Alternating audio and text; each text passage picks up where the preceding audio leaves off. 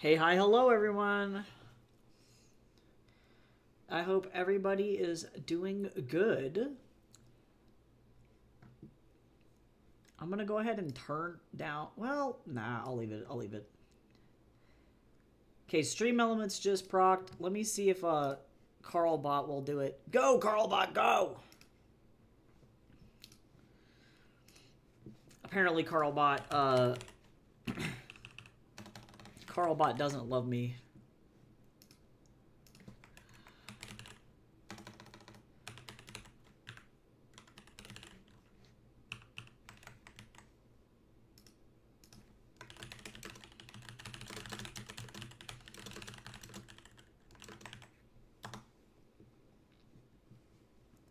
Okay, apparently the bot is 4,000 years slow. But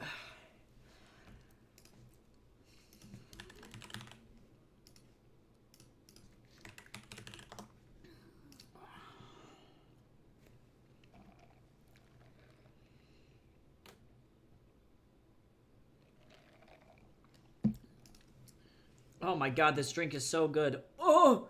Alright, I'm okay. I literally transcended. Alright, I'm gonna wait for a little bit to just kind of let everybody trickle in here since we're not doing, like, regular sprints today. I guess I'm also going to go put myself in, like, self-promo in other places.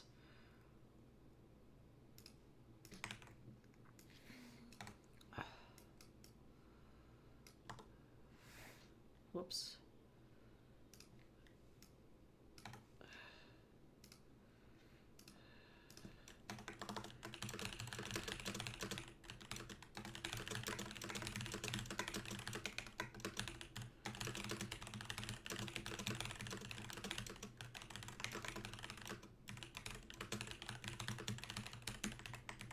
Alright, let me go and just self-promo the shit out of myself. Everywhere.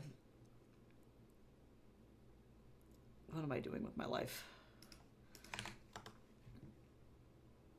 I'm going crazy. I'm going to try and get as many people in here as possible so that I can talk about my Kickstarter.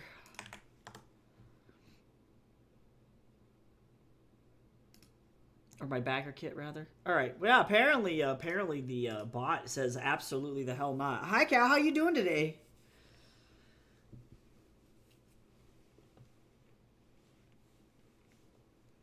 We're going to be doing some live book reading for once. Finally back into it. For people who are watching the VOD, because I definitely will repost the VOD. Or once the VOD reposts, I'll make a note for it in the cinema so that people can go watch and listen if they want to. Hi, Carix. How you doing? Welcome in. Yeah, so today we're going to be reading and live editing my book Mirror Gaze. So typically the way that I do this, since I'm going to be releasing this and publishing this officially in the fall, I'm going to go through it, read it aloud, and see if there's anything that I need to, like, change, because you never know. I already found a sentence right out the gate that I don't like. So then I'll be also updating this over on Wattpad as well. This book is free to read, and will then eventually come to print. So that's what we're gonna be doing. Oh, it finally procced the link. Good job, Carlbot. He did it. But yeah, that's what we're gonna be reading today. Probably for the next several writing streams is gonna be reading instead of writing. Tired as balls and also chilling because I have to wake up at like 6 a.m. tomorrow. Oh, that's gross. Ugh, I have to do that later this week and I don't wanna. So, I have some amazing news too to cover really quick before I dive into the actual book itself. First and foremost, we're up to 42 people over on my backer kit, so feel free to share this around with people, even if you can't, like, you don't think that you can back yourself, that's totally fine, but share it with other people if you know anybody who likes, you know, reading and bookies, and you wanna check that out. That's a great thing. What I thought was amazing, and this is something that needs to be pointed out, this is definitely not news about me, but news about another author. First of all, the Book Bazaar thing that I'm in is on BackerKit's front page, which is insane. So that's amazing. But if we look over here,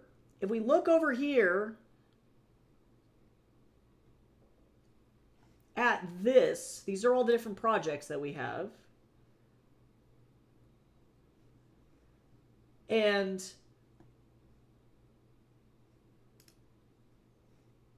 if we notice, Tess has completely funded Spider Island. So Tess Duck, you might know from the stream, but this is her book, which I fucking loved, by the way. It was fantastic. It's a fantasy thriller, and she was able to get her whole thing funded before the backer kit launches. This thing is not supposed to launch for another, like, 30 days. Like, it's supposed to launch on May 28th. And Tess is literally so ahead of the curve that she fully funded her book before the Kickstarter even launched. So A+, you can find all of the Book Bazaar stuff, myself included. You can see that I'm also in here as well. You can find all of that over here. But I'm trying to get up to 50 followers so that I can appease the Book Bazaar gods. So if you want to follow me, feel free to do that. But let's talk about Mirror Gaze. This is the book we're here for today. So this one is going to be coming out later this fall and likely will ship out to buyers next spring around my birthday. I think the launch date is going to be actually my birthday next year, which is pretty fun. But we're going to be working on Mirror Gaze yet today. So the quick synopsis is, in the kingdom of Mari Soria, Ayun, blinded by a tragic accident, longs to escape her stifling royal life and explore the world. Her sister Nayeli, destined to rule, struggles with uncontrollable powers. When an ancient darkness threatens to consume their world, Ayun must uncover her family's darkest secrets and confront her fears. With the kingdom on the brink of collapse, Ayun's mirror gaze becomes her only link to a world she can no longer see. Guided by Idris, a prince from a warring nation, Nehwen, a mysterious jungle stranger, Ayun helps Nayeli harness her powers to heal rather than destroy. As the Devourer looms, their bond and Ayun's courage must save Mari Soria from darkness. So effectively, I watched Frozen, I got pissed off at all the plot holes, and then I rewrote it. So that's what we're gonna be doing today. So we're gonna be reading this. If you're interested in checking it out on Wattpad, of course, any of the free likes you can give it on Wattpad helps me in the algorithm if you want to go check it out. We are going to be changing stuff. Also, the playlist that we're listening to is this Astroverse playlist if you're interested in checking it out as well. All of that is available on the website. So the way that this will work is effectively just like sprints. I'm going to go ahead and read a chapter, and then as I do, or after I do, we'll chat for a couple minutes, and then I'll just kind of keep going. This book is surprisingly short compared to my other works. It's 50K, so I think that makes it a novelette. Let me see if I can figure that out. What is a novelette? What is that? Oh, no, it's not. So technically, I think it is actually a novel. Novel word count. Like, what is that?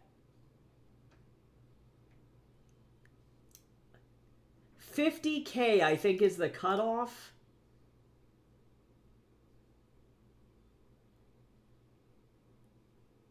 So it's barely, it might be considered a long novella. I don't know. Point being, this is a baby book. So we're going to go ahead and get through it. And let me know what you all think. If you like this book, tell me. Let me know what you think about the characters, what you think about the plot. That really helps me have some feedback. You guys are effectively my, like, beta read audience here. So for those of you watching the VOD as well in the future, thank you so much for supporting my work. And hopefully you guys will like this more than Frozen. We'll see. So let's jump into it. Familiar territory. The morning sun cast a golden glow over the gardens of Mari Soria's royal palace, and my laughter echoed across the courtyard.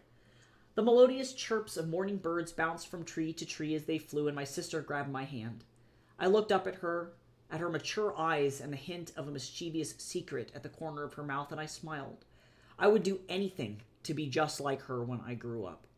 She pulled me forward to a part of the garden cast in shadow, curiosity sparkling in her eyes. She pointed out each new blossom and butterfly that crossed our path as if we were on some kind of grand adventure. "Look, Ayun," Nayeli exclaimed as she darted toward a cluster of violet petals peeking through the lush green. "The orchids are blooming early this year. It's a sign of good luck, isn't it?" I gently touched the petals, taking in their glorious purple color. "That's what Dada says," I confirmed. With an enormous breath, I soaked in the delicate smell of their blooms. "I'm sure we'll have good luck all year long." Nayeli giggled and twirled ever graceful. She was so beautiful, and while I envied her charm, I felt so grateful that she was my sister. On days like today, I was never alone. She laughed and fell into the grass, gazing at the blue sky and fluffy clouds that rolled over us. When I'm queen, I'll declare a festival every time the orchids bloom. It'll be so much fun, I giggled. People will come from all over the world to see us. They'll bring food and new toys and princes. Princes are gross, Nayeli spat. When I'm queen, I won't need a prince. Queens get kings, Nayeli. Oh, right. I yanked her up from where she lay, and we continued our morning ritual. The gardens felt like our own private sanctuary. Here, Nayeli didn't have to brace herself for the crown waiting in her future, and we didn't have to do anything boring. No lessons, no etiquette, no rules. Nayeli led the way and crawled underneath some hedges into a tunnel that had our little secret. After a little bit of huffing and scraping our skin on errant branches, we reached a hiding place that she and I had discovered months ago. A green dome grew around a hollowed-out part of the shrubbery, a place only she and I could fit. Together we lay back, watching the dance of sunlight filtering through the leaves. Ayun, do you ever wonder what life is like beyond Marisoria? Nayeli's voice carried a sudden weight, pulling me from a daydream as she plucked at the grass beside her. Yeah, sometimes. I turned to meet her gaze. But then I think about how lonely I'd be without you and Dada and Mama. Nayeli turned on her side, her eyes searching mine, a mix of playfulness and something else there. Worry? Even when you're all grown up, you'll be lonely? You're my best friend, Nayeli. I never want to be anywhere where I can't be with you. I promised, extending my pinky to seal our pact. Promise. Nayeli clasped my pinky with hers, her grip firm and resolute. Promise. We sat in silence for a while, gazing at the twinkling and brilliant leaves above us. I had never been so happy. I knew that no matter what, I would never leave Marisoria ever. It was my home. Nayeli and Mama and Dada were my home. So hey, Nayeli hesitated, her eyes now glued to the sky. Do you ever worry that you're different? So different that no one will like you? Being different makes you special, I said simply. I have a secret, Ayun. It's something that you can't tell anyone, not even Mother and Father. Not even Dada? I pressed, stunned. The thought of it made my eyes grow wide and my heart flutter. No. Nayeli seemed to sense that she had spooked me and quickly amended. Not that it's anything bad. Actually, I think it's really cool. What is it? I learned I can do something. A really cool trick. Do you want to see? Is it like a magic trick? Even better. Famous last words. Famous last words. Hold on, I'm going to add in one more thing up here.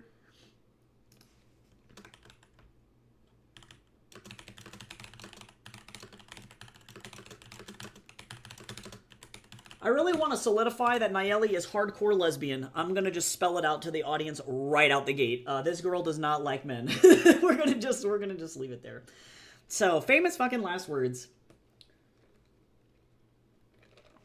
Since this novel is Bitty Baby, we'll get through it really quick.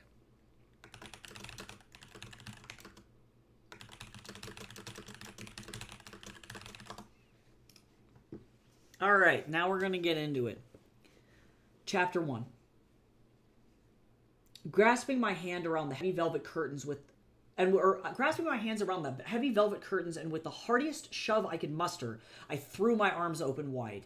I took a moment to run my fingers down the fabric as the sunlight hit my face, turning my field of vision into a sea of auric hues. A nice day outside, I was sure. Even through the window, the sunlight bathed my skin in warmth, and I put my hands on my hips. I took a deep breath. This was it. The big day was coming. As I turned away from the window, the wiggling of light faded from my eyes. My mind felt like a basket of hornets that had just been shaken. Violently. Thoughts rushed through it like rapids down a waterfall. I found myself wandering back to the edge of the bed, stopping, forgetting what I was doing, and then remembering again. With a resolute huff, I stopped myself mid-pace and gripped the bed frame. The smooth, polished canary wood glided under my fingertips. Deep breath in, deep breath out. I just had to keep telling myself that it was going to be a great week. I'm going to get rid of this sentence because this is repeated information. When my brain finally remembered the thing that I had set out to do was get dressed, I had just begun to turn when someone knocked. My hostis, most likely. Heme, I called through the door. Shisasti, it's Holchi. I've come by with your breakfast, Holchi said through the door, her voice muffled by the wood. Oh, great. Feel free to come in. I'm decent. I found my way to my vanity where I sat on the soft cushioned chair placed before it. The door opened with a weighty creak, the wood giving away its age. Holchi entered with her tray, the silver rattling as she set it down on the edge of the bed. It's a beautiful day outside, she prattled, her wizened voice filled with dips and drops like a canyon. I thought so. The sun came through the window very brightly today. I reached for my hairbrush on my vanity and ran it through my hair as she organized things on my bed. I brought these.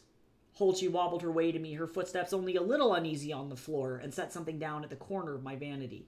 The strong scent of vanilla, chocolate, and rose hit my nose. When I reached forward, my fingertips met the soft petals of a flower. Orchids. Cosme thought you might like them. My mouth scrunched to the side of my face, and I was sure Holchi saw. Cosme was not normally one for gifts. That old fool is trying to bribe me, isn't he? He knows these are my favorite. I wouldn't say that, Shisasti. Ayun. I think he just didn't want you to feel left out as the festival approaches. Breakfast smells delicious. I brought you some stuffed corn cakes with cheese and eggs, hot pepper lapi for dipping, and fruit. Cass made sure to put extra peppers in yours because you complained last time. Look, if I'm eating and it doesn't immediately make me sweat, it isn't hot enough. I laughed. I'm surprised he even had time to cook me anything with the party in a few days. He's working hard, certainly, but we would never forget you, dear. That's good, I muttered under my breath. At least you don't ignore me. What was that? Sorry, love, my ears aren't as good as they used to be. Would you mind getting me some clothes for today while I eat? Going somewhere, are we? I wouldn't dream of it. I lied under my breath. Not after Cosme nearly made my brain bleed with his last lecture. Holchi moved behind me, blocking some of the light from the window toward my wardrobe. Don't be too hard on him. He cares for you very deeply. I understand that, but no. I just want to look extra nice as I stand in front of the windows like a ghost to scare the diplomats coming into port. Everyone has been murmuring about the sacred jewels of Marisoria, but they're all dying to get a peek at you and your sister. I shrugged, tapping my fingers on my vanity absent-mindedly, then shifted my attention to my long, thick hair. My fingers desperately tore through it and then began to braid. Not like Nayeli is going to let me outside to see anyone anyway. They'll just have to wait until the party. That they will. Here. Holchi stepped in front of me for only a moment. I've gotten you your clothes, as well as your belt and cloak. Your sandals are by the door. Thank you, Holchi. Are you all right to manage by yourself? Definitely. I'm sure you have a million other things to do. Only what they'll let an old lady do these days. Make sure you call for me if you need anything. Of course. And with that, she left, closing the door entirely behind her. I let out my breath and stood. I felt bad lying to her. She had always been there for me, had been nothing but nice. I just couldn't risk her telling Cosme what I had planned. Hi, Ava. Which books did I want reviews on? All of them. All of my books are currently under 25 reviews. Brady has the most at 21. I think the book that has the least amount of reviews right now is One Pale Reflection. So, your choice, but all of them. You can find all of my books on my website if you're looking for one. And as always, I appreciate purchases, but if you need a free copy, let me know. When I stepped to the bed, my fingertips touched the edge of the tray of food, cold and crisp. I took a moment to appreciate the beauty of the tray, the intricate shapes of the entwined vines and snakes along the edge. After moving my clothes out of the way, I dunked my stuffed cake into the hot sauce and relished the sensation as the area around my eyes began to sweat. Cass certainly hadn't held back. After I ate the whole thing, I guzzled the water from a cup Holchi had brought me. I even had the audacity to dip the fruit in the hot sauce as well. I wouldn't dare waste a good thing. Finished, I returned the tray and empty dishes to the stand by the door. I dressed hastily, fumbling with my clothes and dropping my belt because my hands shook. Why was I so nervous? Not like this was something I hadn't done before. Perhaps the sting of getting caught the last time was still fresh. The more I thought on it, the more I suspected it was actually the nerves from the upcoming party. The Lilu'i or Uicho'e. So many people would soon flood the halls of my home, the prison that had built itself up around me. The entire meeting hall would be abuzz with new voices and new people that I had never seen or met. And I would finally have a chance to at least pretend, if only for a little while, that everything was normal. I would get to try new foods and sweets from across the globe, touch textiles from places I had never been, and smell perfumes from flowers I had never dreamed of. Finally experience the things my father always told me about. My sister would be getting her chance to hopefully find someone from a country to ally with, to marry. The opportunity for our tiny little kingdom of Marisoria was huge, so paramount that words could not properly describe the impact her marriage would have. Marisoria hadn't been the same since my parents had left, and for once we had a chance to return it to its former glory. If the right suitor presented themselves, of course. Nayeli wasn't going to marry just anyone. Me, on the other hand, I'd be free to talk to anyone I wanted, do anything I wanted. My fingers trembled as I struggled to put my earrings in, the soft feathers dangling from them tickling my cheek. Whoever I met at the Lilu Uicho'e could potentially change my life.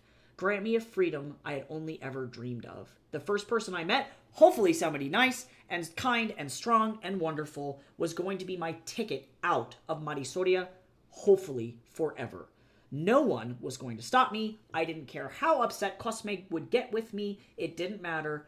I wasn't going to live inside forever. They couldn't make me. So yeah, for everybody popping into stream, this is my book, Mirror Gaze. We're reading it and we're editing it. So this book will be coming out in the fall of this year, if you guys are interested in that. And then it'll ship out likely sometime next year. It'll be a spring book.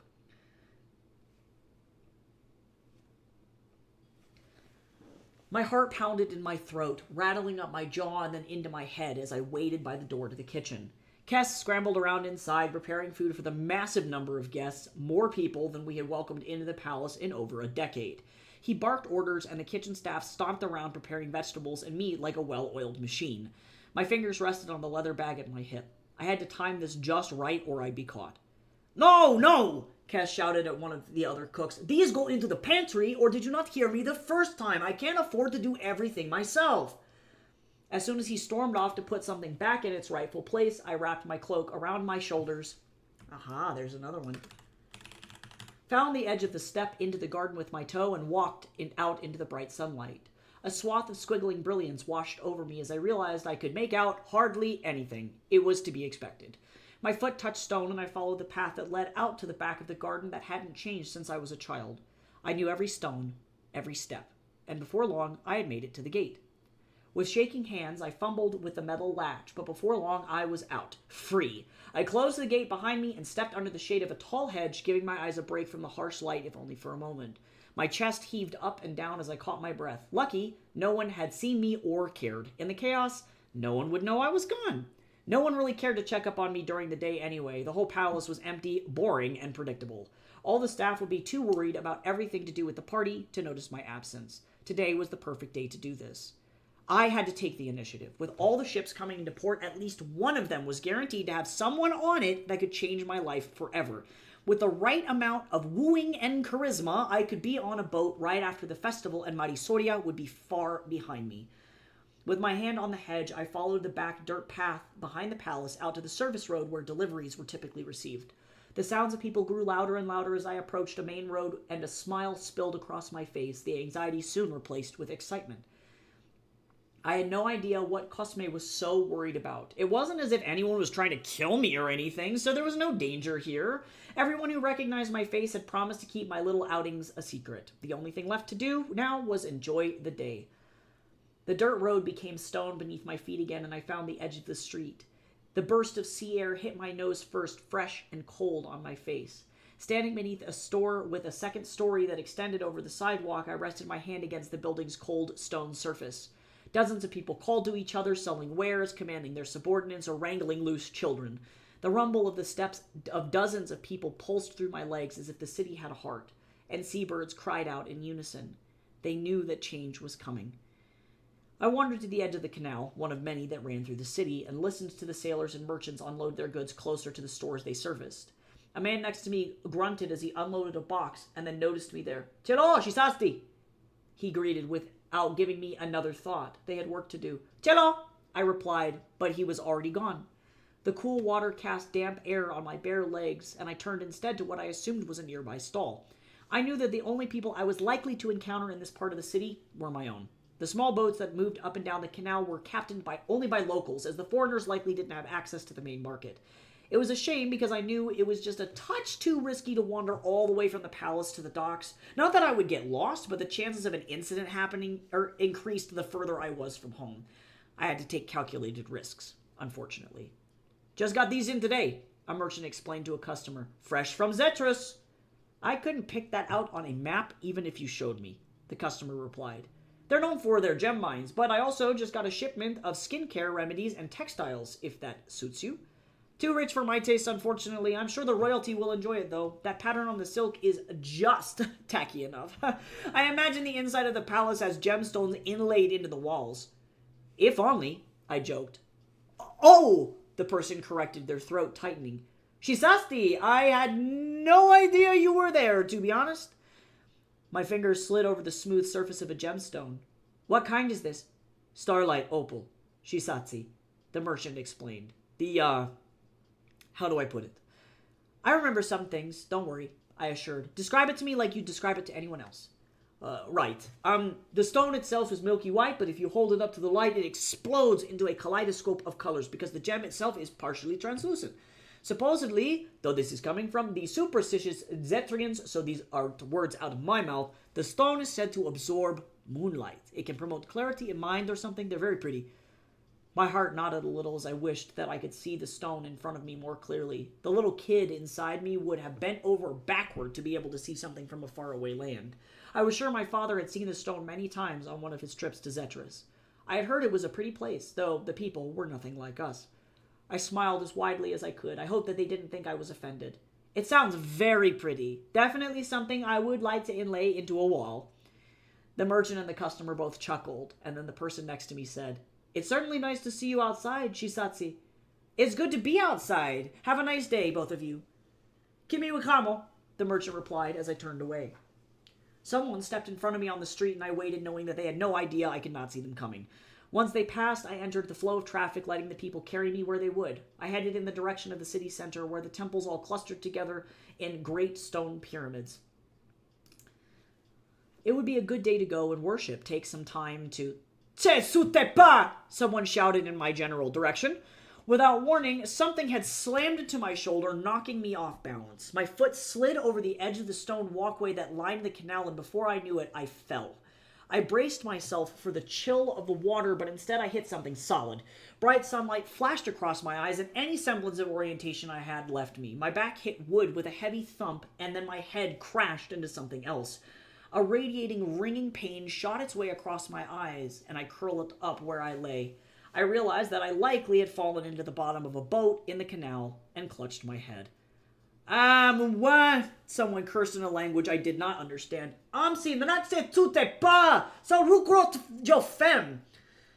Before I knew it, someone had gingerly laid their hands on my shoulder. In a thick accent and only a little terrible Marisorian, they mumbled, sorry, my Marisorian is, bad. Are you fine? Ouch, my head, I grumbled as I sat up. When I ran my hand through my hair, I found something sticky there. Blood. You fell hard, the person said, exasperating through gritted teeth. Sorry for my companion, he did not look where he stepped. I'm okay, I think. I spoke slowly so he could understand me. I hit my head, though. I'm going to go ahead and pause for just a moment while we get through ads on the Twitch side. Thank you so much for that lurk, Chips. I hope you have good luck on your comms. Enjoy the bookie. How does everybody feel about the vibe so far? So far, I haven't found any, major typos or anything, so that's probably for the best. I'm doing okay.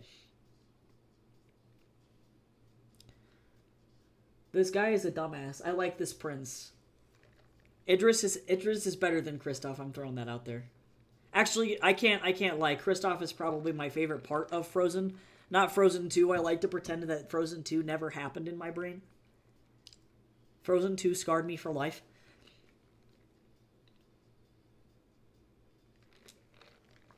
But I do like Idris more than Kristoff. And actually, Idris is more like... I guess if we're comparing it to Frozen, Idris is more like Hans. Idris is way better than Hans. Just saying. Hey, Bredicus, what's going on? I see the parallels. Yeah, Bredicus, if you're just popping into stream, we're reading my book Mirror Gaze, which is a fantasy novel. I effectively watched Frozen and was really upset with the massive amount of plot holes, so I rewrote the entire thing. And I'm going to be publishing this book in the fall. So I like to say that it's like Frozen, but with way higher stakes. So there are a couple of beats in this that do mirror like the Frozen film, but it goes rogue pretty quickly. But I hope you're having a great day. We're taking a break for a second while we get through ads. We got about 30 more seconds of those to go, though. Almost there. Thank you for suffering through ads over on the Twitch side. I appreciate you. Oh my god, but a sock puppet PNG tuber, Cal, is the funniest ever. I just, enjoy sock puppets, violently. Probably way too much. I just think about that guy that did that one. It was the I Live Inside You Forever meme, but it was with a sock puppet. And the guy being like, I live inside you forever, was just a naked hand. And then the puppet's like, no! I think about that a lot. So, all right, well, let's jump back into it now that we are out of ads, and then I'll chat with everybody once we get through this chapter. These chapters are quite short. This book is the shortest book I've ever written, so it's quite digestible. Actually, I can't say that. The Brady books are shorter. Shortest adult book I've written. Can I see? He asked. When I nodded, he spun me a little in the bottom of the boat. Yes, you hit your head on the box. Are you dizzy? Only a little. Amsi, sino klahe bene, the person commanded with unchecked authority. My man will get you a glass of water. I nodded, trembling and wobbly from the accident. I hadn't fallen like that since I was a kid. I got myself mostly with my arm. I think I should be okay. Tre me passant, he muttered. First they hear and I cause an accident. My ears pricked up at the words as he spoke. You're not from here? No, I come from Muru. We're here for the festival. Well, welcome to Marisoria, I said, attempting to be as cheery as I could given what had happened. Soon a cup of clean, cold water was thrust into my hand, and I gulped it down. Please, let me buy you something for the trouble. Are you hungry? He offered. A little rude to take a girl out after letting her fall into your boat, I joked. Oh, sorry, he mumbled again, the wobble in his voice giving him away. I'm just kidding, I laughed. I could eat. There are some great food carts along this street. He stood and helped me to my feet as well. I hope you did not hurt your head too badly. I'm fine. I felt a little unstable, but hopefully I hopefully would be well enough for the party. Cosme was sure to throw a fit. Unfortunately, I had scraped some skin against the wood of the box and probably had some bruises, but other than that, I hadn't hurt myself too badly. At the very least, the food would be a distraction from the throbbing headache I now had. He shifted in front of the light, casting a shadow onto my face. It seemed he was rather tall. After stepping out of the boat first, he took my hand and helped me back up onto the walkway.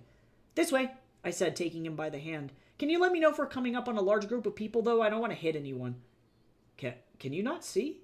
He probed, nervous. No, I've been blind since I was 6. His breath caught in his throat as we walked, something in between a choke and a cough. At this rate, everyone will know me. Great start here, knocking a blind girl into my boat. To be fair, it was your boatman who did it. You're not used to navigating the canals. It's fine, I promise. The aroma of sizzling meats and spices filled the air as we approached a nearby stall, and my stomach rumbled. I loved the street food of Marisoria more than anything in the world, with its punchy flavor and char. Before I knew it, the man stepped in front of me instead, pulling us through a dense crowd. Oh, this all looks quite good, he mused. What are we eating today? I asked. There's some kind of bread thing. I think they've got meat in them. I think this is fried fruit and a sauce. Ah, yes, you're right. The pastry's probably stuffed. What's on the menu today, chef? I called to the vendor. Ma pop and kotnit, my lady, the vendor replied. He recognized me, certainly. Okay, I explained. So one is going to be really juicy and savory pork, and then the other is grilled chicken. My guide's hand flexed as he looked over his options. And the fruit? It's a fried sweet, starchy fruit. It comes with hot sauce. Oh, nice. He took a breath in, smelling the food, and I thought I heard his stomach grumble. Can we get one of everything? I asked the vendor. Certainly. I heard the metal tongs and knew the chef had gotten to work. I'll pay, the man with me offered. No, you're a visitor here. Little did he know I had all the money I could have ever wanted. You hit your head on my boat, he insisted. Fair, fair, I laughed. I liked his voice. While youthful, it sat deep inside his chest, like a rumbling jungle, or the rumbling a jungle cat made, guttural and in the back of his throat. Are there tables here? To our right, he clarified. Would you like to sit? Yes, I'm still a little wobbly from falling. He pulled a chair out for me. A nice courtesy, I thought. We sat in silence for a moment, and I wondered what he was doing, though I could feel him shift in his seat. After barking out a cough, he said, I'm sorry, I was looking out over the canal. I've always wanted to visit Marisoria. It's a beautiful city, I replied with a smile. Especially this time of year, the festival is at the perfect time. You just missed our hottest season. Most can't take the heat. I don't mind heat. No? You said you're from Muru? Yes. My eyebrow flicked in interest. Muru. He had traveled a long way to get to Marisoria across a great ocean. The country sat along the equator just like ours, so I was sure he had not lied about his tolerance for the heat. I thought I would play ignorant for just a little while longer, though. What's it like? Ah, he fumbled. Hot, and lots of sand. I've never been to a place with such beautiful oceans and tall mountains. You seem to have a little bit of everything here. Oh my god, gotta ban the bot. Hold on, we gotta kill the bot. The bot doesn't appreciate good literature.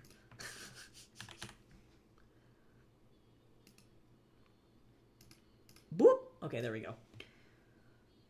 It's certainly a very fertile country. We do have our fair share of issues, but I think overall, I like living here. It's very refreshing to see this much green. My home of San has palms like here, but they only cluster around oases. We make our entire lives around them. There. I'm sure it's very pretty. And what about you? Do you happen to have a name?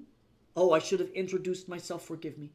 Skin slapped skin, so I could only assume that he had palmed his forehead. My name is Idris. A strong name. I'm Ayun. It's a pleasure to meet you, Ayun. The food melted on my tongue, the flaky pastry dough dissolving to the tender meat inside. The fried fruit was always one of my favorites, and Idris handled the hot sauce surprisingly well. He mentioned that he was no stranger to peppers and spice, which impressed me. The meal passed with surprisingly little talk, both of us stuffing our faces with food, and when we had finished, his chair creaked as he leaned back in it. Well, that was exceptional. I stretched, wiping a few errant crumbs away from my mouth. Nothing beat Montessorian street food, and it would be one of the things I would sorely miss when I left. It always is. I'm certainly looking forward to more Montessorian cuisine. Your vocabulary is quite good, I added, leaning forward on the table with my elbows. There was something about his voice, a blend of textures and resonant with a richness that seemed to echo softly from within his chest. Actually, do I need this? This is repeated information. Bye. There was something about his voice. Each word was a low rumbling. Was a low and rumbling, rolling out like distant thunder over calm seas, but with a buttery quality that made my heart flutter? Was that a flutter? I thought you said you were bad at Montessorian. He sighed, his chest rumbling as he shifted. I wish I were better. I've had people cramming languages in my head since I was small, but very few visits to your country these days, so it's not a language. Or very few visit your country these days, so it's not a language that is widely used.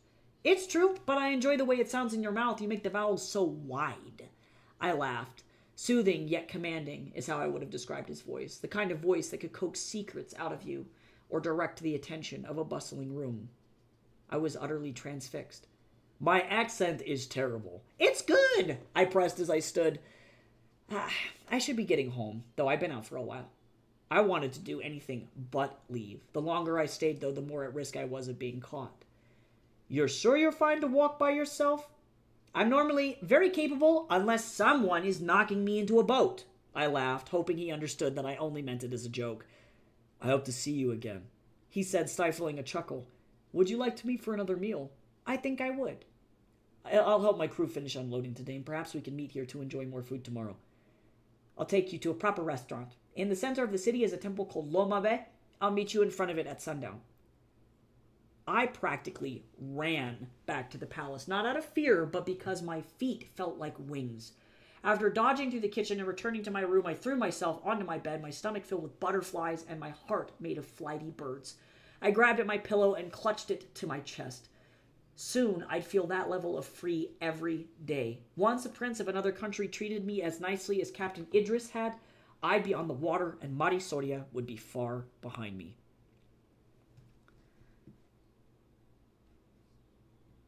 Oh my god, imagining hands with the physics of Grover Bredicus, that would be iconic.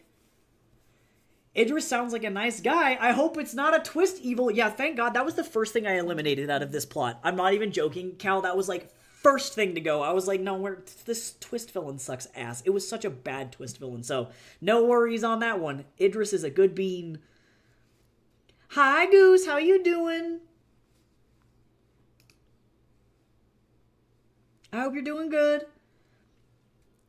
Oh, the way she complimented his speech made me snort. Yeah, she kind of teases everybody. I like Ayun's character. This is the first book that I have that I'm releasing that has a predominantly female main character, so it's been really fun to be able to tap into that. So that's been kind of nice. Hi, Mopamanea. Oh my god, habit of making tone-dependent jokes on an additional language speaker. Yeah, she's like, I gotta make sure he understands that I'm not being an asshole.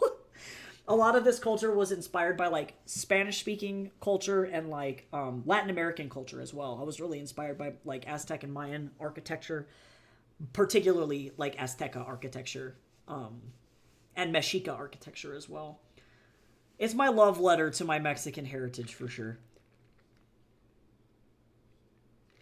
But yeah, for those of you popping into stream, we're reading, and I'm also kind of low-key editing my book, Mirror Gaze, which is currently free to read on Wattpad if anybody is interested in that. But what my goal is to be able to go through it and make sure there are no weird typos before I get ready to publish it in print for the first time this fall. So if anybody's interested in reading the whole thing for free, you can do so over on my Wattpad, which the link on the page is here. This is the brand new book cover for the paperback, and then I have a special edition hardcover that is maybe one of the sexiest books I've ever made in my whole life. It is literally the coolest.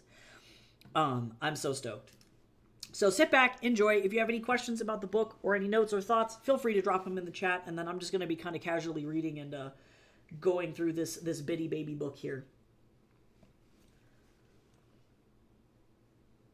I tapped my foot as the wind blew my braid behind my back. After nervously adjusting my bracelet for the millionth time, I wondered if he had forgotten about me. I stood outside of Loma Bay hoping that was not the case, but before long someone touched my elbow. It startled me clear out of my skin, and I jumped back from whoever had reached out.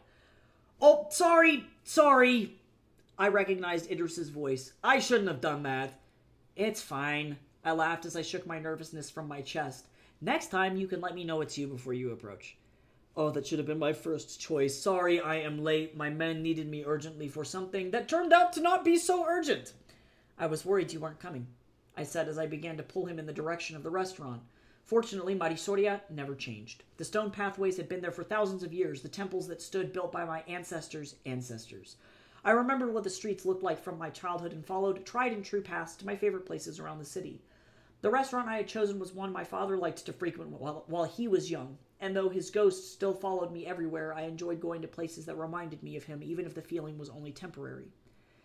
I wish that my sister still wanted to go out with me to these places, but she never left the palace anyway for any reason. She just flat out didn't like fun anymore. As the sun dipped below the horizon, casting a dark shadow on everything as we walked, Idris and I soon found ourselves at a cozy table in the back of the restaurant.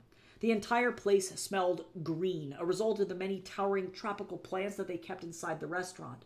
I loved the smell and gently ran my hand over the trunk of a potted tree behind my chair. Isn't this place pretty? I asked. It is. He scooched his chair further in. Do you frequent here? I used to, with my dad when I was younger. He's no longer with us. No matter how many times I had to say it, it never got any easier. No. Lost at sea, unfortunately. Idris said nothing for a moment, his breath hitching in his throat. A silence that passed that encroached on being uncomfortable until he finally said, I'm sorry for your loss.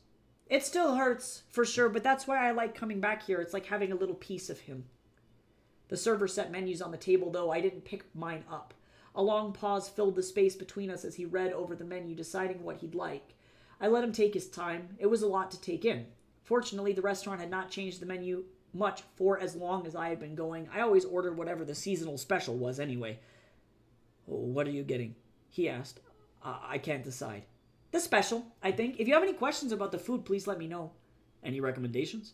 Well, because it's your first time here and you don't get the luxury of the ocean at your doorstep, as you said, you should eat the marinated seafood. It's a lot of shrimp, squid, and fish in a dressing that cooks the food just with the sauce alone. It's very bright and fresh. Lots of vegetables as well. The menu clapped as it returned to the table. It is done. I have to admit, I never imagined I'd be dining out 2 days in a row. Don't get out much? The server returned with fresh water for us, and I quietly thanked them before continuing. No, I have a protective sister who doesn't like me going out. Afraid you'll get hurt? She's afraid of everything. I can understand her apprehension, wanting to protect someone so precious. A hot flush crossed my cheeks, and I hoped I didn't look too ridiculous. Oh? I mean to say that anyone would want to protect their sibling. I'm the youngest in my family, so I get it. Lots of siblings? 6 others, he admitted. It's not easy competing with the other sorts of Muru. I stiffened in my seat, sitting up straight. But before I could ask what I had wanted, the waiter returned, eagerly taking our order. As soon as she had left, I blurted out, "You're a prince of Muru?" Unfortunately. My heart skipped a beat. My head bubbled with a rush of excitement and disbelief. What kind of prince went out with his own men to unload cargo? Do you typically help your servants with their work? Always. We are a crew, they and I. It would be unfair if I simply sat idly by while they unloaded our goods, especially because most of the cargo is gifts for the royal family. Would be a shame if anything broke. I'm surprised you didn't tell me before. I like to keep a low profile, I guess. It's nice to experience a moment of normalcy away from expectations that come with being a prince. I can understand that. It was relatable, certainly, though did he know? Well, I'm honored to be in the presence of royalty, Your Highness. Don't worry about formality, he laughed. It's okay. Well, now I have to pay for dinner. We'll see how I feel when the bill comes, he joked. As soon as the food came, I laid my head in my folded hands. Hardly touching my meal as he shared snippets of his life with me. He spoke of his upbringing in Muru, what it was like being the youngest in such a wealthy family. It sounded horrendously competitive, and it became very obvious that he felt just as trapped as I did. An opportunity presented itself to get out of Muru, and he took it. So, I pressed as I put a large piece of marinated beef in my mouth. I asked my next question with my mouth full, disregarding any manners I had ever learned in my excitement. I'm assuming that your brothers are here for the festival? Are they going to try and marry Opke Naeli? Quite the opposite, he said, as he scooped fish up onto a corn chip. I'm actually here to impress her. Hopefully. Oh, I stuttered. I see. I don't know why I felt disappointed then. I hardly knew him. I didn't even know if he was my age. Of course he was here for my sister. They all would be. I know nothing of her, though, given Mari Soria's seclusion over the last several years, so meeting her will be a surprise. She's like biting into ice. A sharp pain in your teeth. Wow, he huffed, taking a moment to cut the heat from his food with some water. You're not afraid of voicing your opinion in that way? Not like she'll hear it. She never comes out of the palace. A recluse? I guess. I'm not sure what she's scared of, though. Many are here to try and take an advantageous stab at Mari Soria's territory, I imagine. It's very likely that she's worried she'll make the wrong choice. I, though, am just here to get away from home. Maybe I have a chance at getting away from that damned desert prison. I kept to myself how badly I was imprisoned, too. My sister's anxiety about the outside world had kept me chained up like a bird in a box. I couldn't shake this feeling of uncertainty. How unfair. Idris had been my discovery. I found him first, and I knew it was childish. It really was. But I imagined a future where he came to Mari Soria and saw me instead as I was, and wanted to take me back to his country of sand and sky. I felt cheated. That moment when your sister's too hot. No, I'm just kidding. One of the sexiest books. Now, that's the quote of the week. It really, Carrix, when I say, like, I love the special edition of Court of Snakes for sure, but I was working on the cover for this book, and the sprayed edges, the interior, everything, and it is like, whoo! It's so good. Oh my god. Oh, so good. I'm really excited to show everybody once it comes out, because it's going to be kind of affordable. I was not ready to hear that while struggling with line art. Uh-oh! I'm the best distraction, Chips. I feel the main character. It's rough. It's rough. And I feel like Ayun feels like she's like, I'm the blind sister. Nobody wants the, like, you know, the disabled sister. So, like, she's got, like, multiple things eating at her, unfortunately. But that's okay. It ends up working out.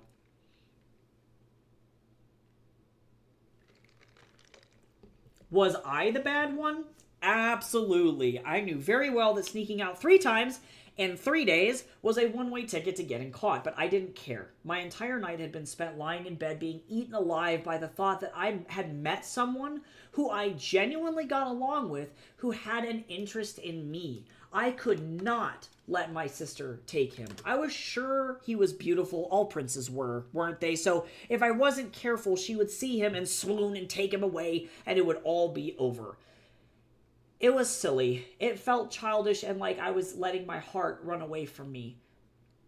My parents had never believed in arranged marriage, nor did my country. Actually, I'm going to change this because I think she would know that her sister's not into guys. So I need to rephrase. All right. It was the entire reason that we had the festival, to allow the king or queen or king to choose their partner when they had reached adulthood, forge their own destiny. I was thankful for the practice because it meant that one day I would maybe be lucky enough to choose someone who chose me too. Idris very well could be the only chance I got. I understood the odds were against me. I recognized I was the least valuable sister. Not only did my older sister have more of a claim in the country, but also everyone around me was afraid that I would break at any moment.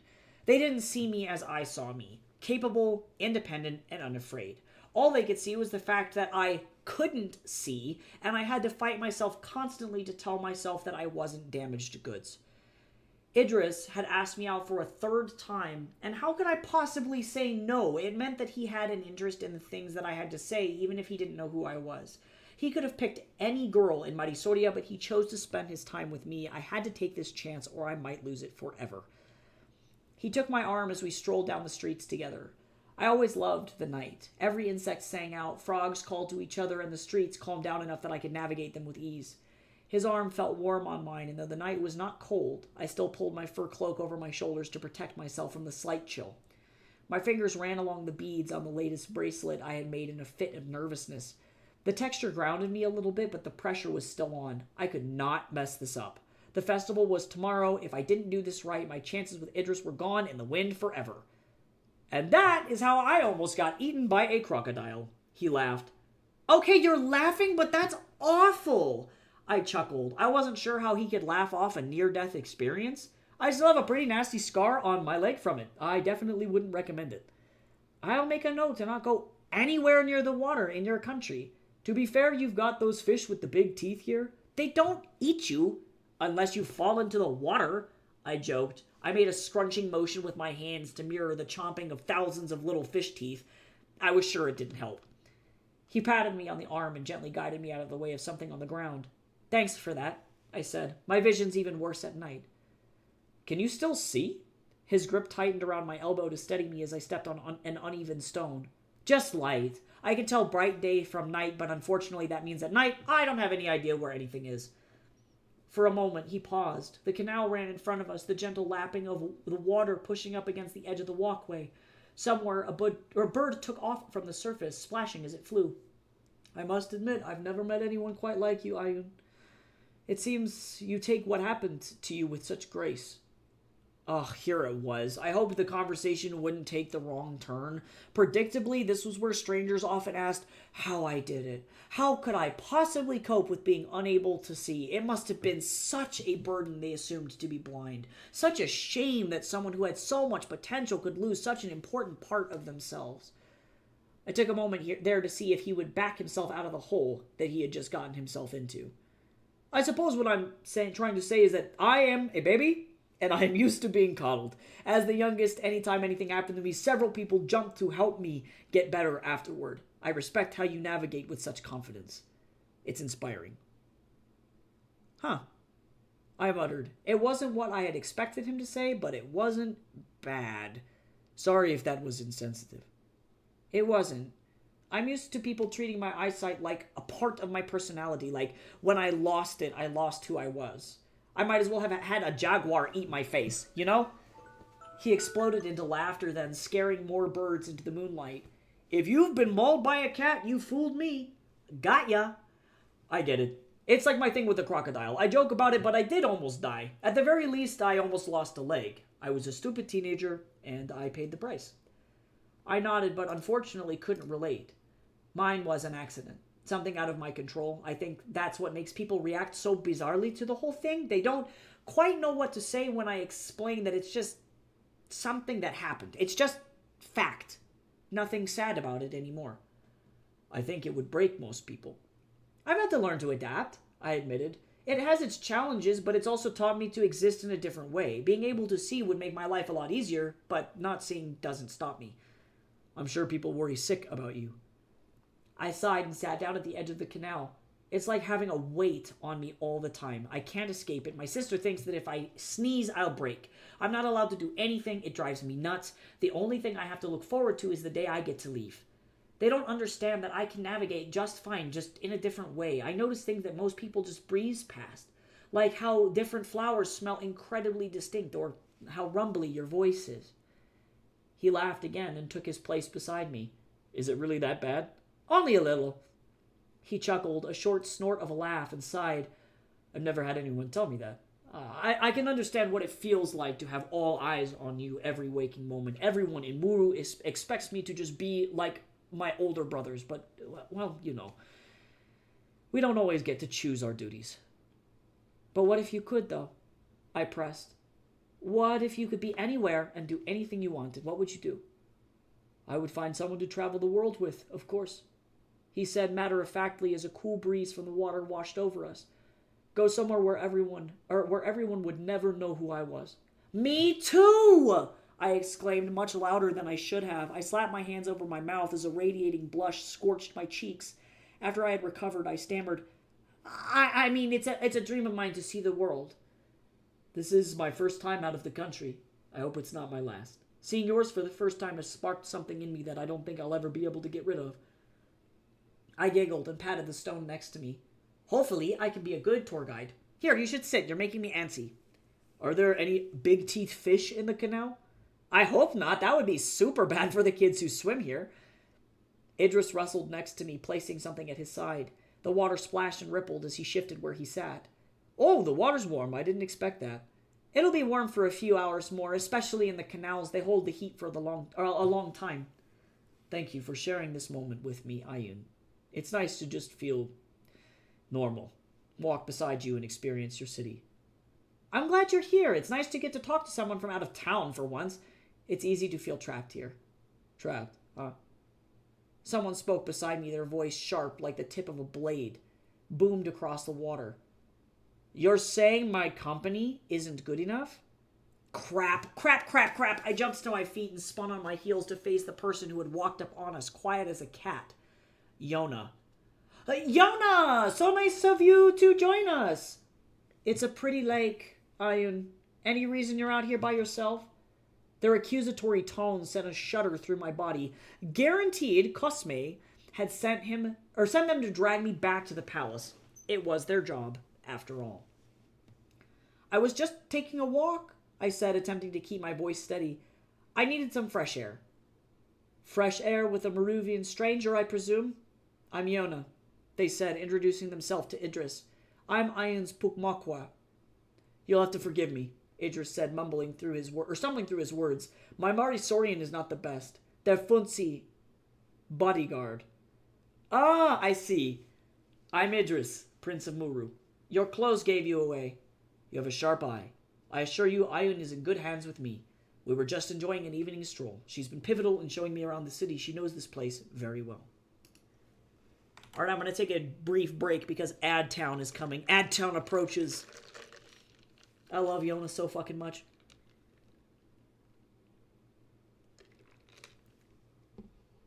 The language that they're speaking is Mari Sorian.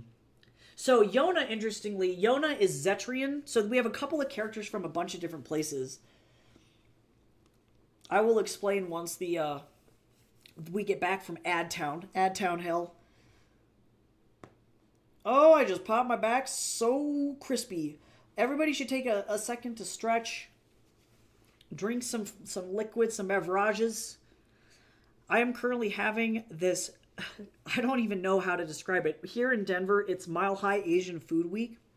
So the AAPI restaurants are all showcasing their drinks and food. And there's this Filipino cafe that we go to called Coffee Sarap. And Jace's mom, my husband, is Filipino. His mom loves the place. And this drink was mostly like coconut water, I think, and is very refreshing. There might be some kind of a syrup in here. It's like hard for me to taste. I think it is mostly just coconut water, and then it's topped with just a cloud of espresso cream. And it's like drinking an Almond Joy. It is the best drink I've ever had in my whole life, and like it's so good. And I had a longanisa burrito for breakfast today. So I was in food heaven. All right, almost free from ads. Here we go. All right, we should be back from the community. Or from the ads. I can read. I'm fine. But yeah, Marty Sordian is the language here. And I have some words spattered throughout to kind of integrate the audience. So any kind of important titles or events or food is going to be in Marty Sordian. And then Idris would speak Maruvian as his primary language. And then Yona is Zetrian. So they're from a completely different place as well. They're like a mercenary for hire. So there are a couple of different countries at play. But yes, the English that the reader is reading is going to be Marty Sordian predominantly. All right. Is that so? Yona pressed. I wonder how that is. It was just a walk, I insisted. I understand, but please, Your Highness, it's not safe for you to be out here with a stranger. We need to return to the palace at once. Palace? Idris stammered. Great!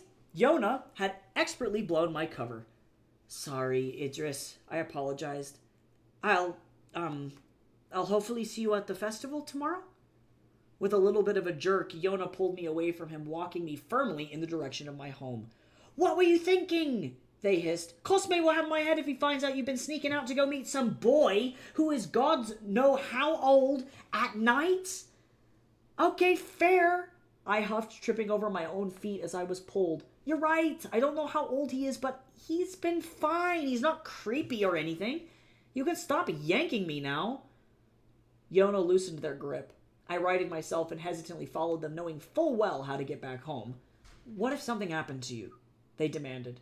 What if he were to take you somewhere and do something unspeakable? He's been nothing but kind. If anything, he bought me a bunch of free food. I didn't let him know who I was until you blew my cover. He's here for you. Or for Nayeli, anyway, not for me. Yona coughed in the back of their throat. You know I'm honor bound to follow specific procedures, Ayun. I don't want to be this way, but it is my duty as a servant of the crown to keep you safe. I was safe. I heard from Yona that you were outside, alone, at night, with a stranger. My sister's voice cut across the room like ice. I can imagine the chiseled expression on her face. She had always had such sharp cheekbones, even as a child, and as she had grown older, I could only assume they had become sharper. I was sure her blue eyes, something that had set her apart in the kingdom from birth, never left my face. She radiated this electric energy that was inescapable and suffocating. Her fingertips, adorned in golden claws sculpted by the finest jewelers in the kingdom, clicked as she tapped them on the table.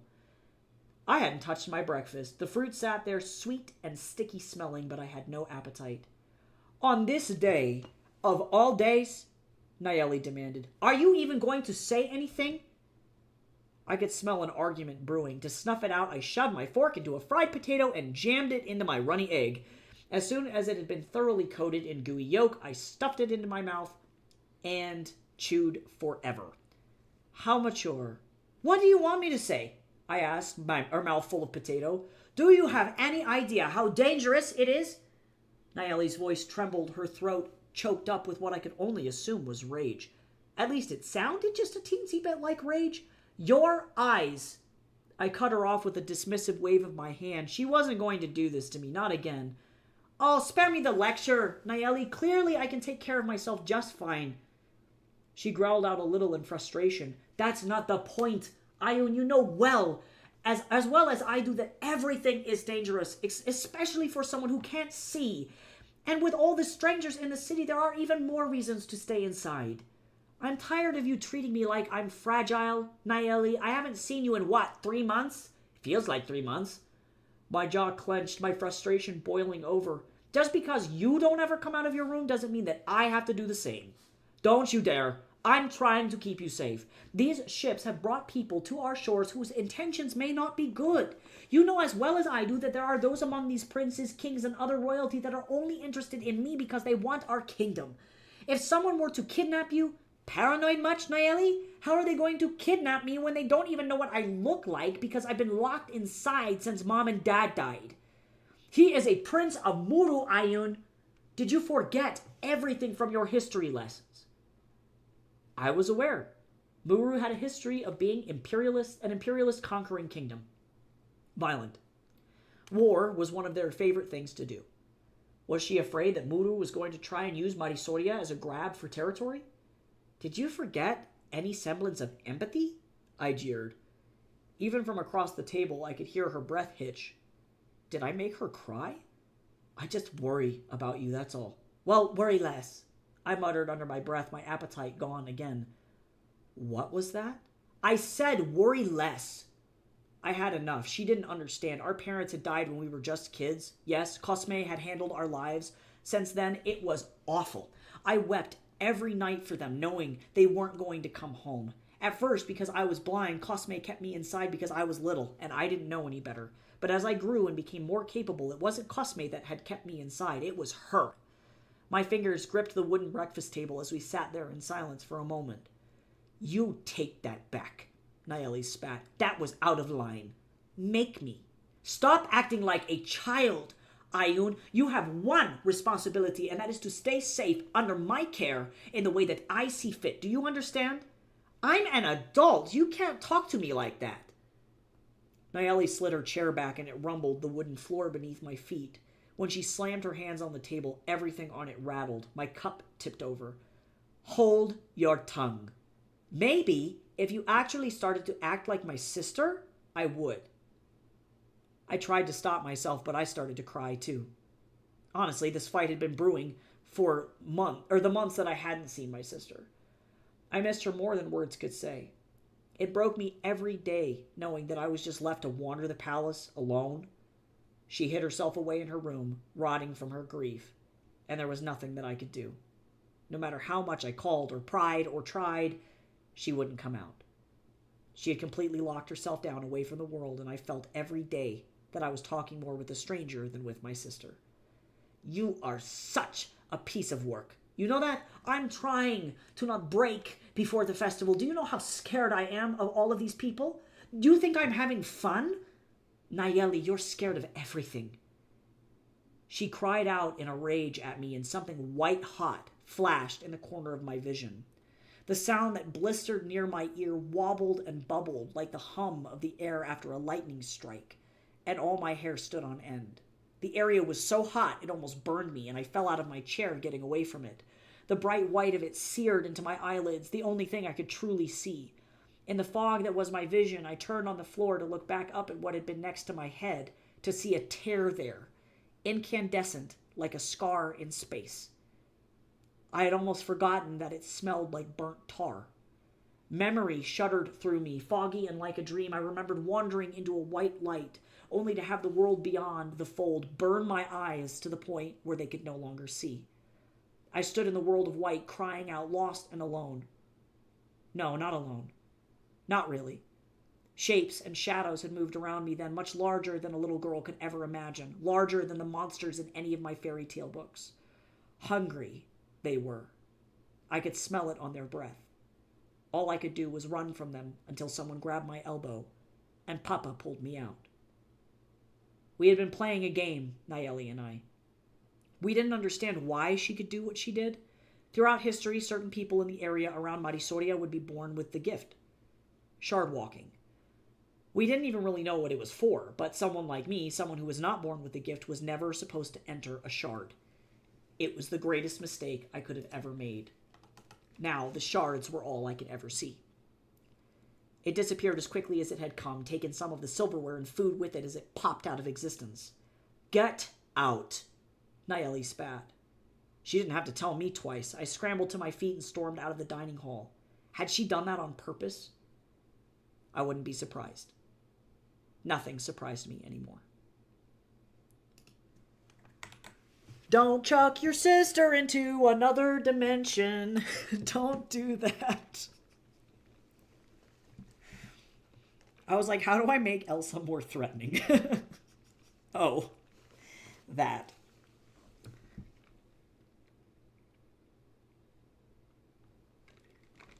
Don't do that. Chucking your sister into demi-planes is bad, okay? Just to the tune of don't you put it in your mouth. I can't.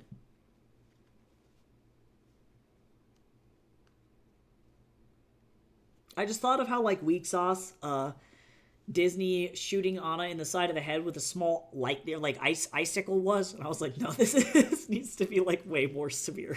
Like, Ion's outside of her sister's door, like, do you want to build a snowman? It doesn't have to be a snowman. Okay, bye. Like,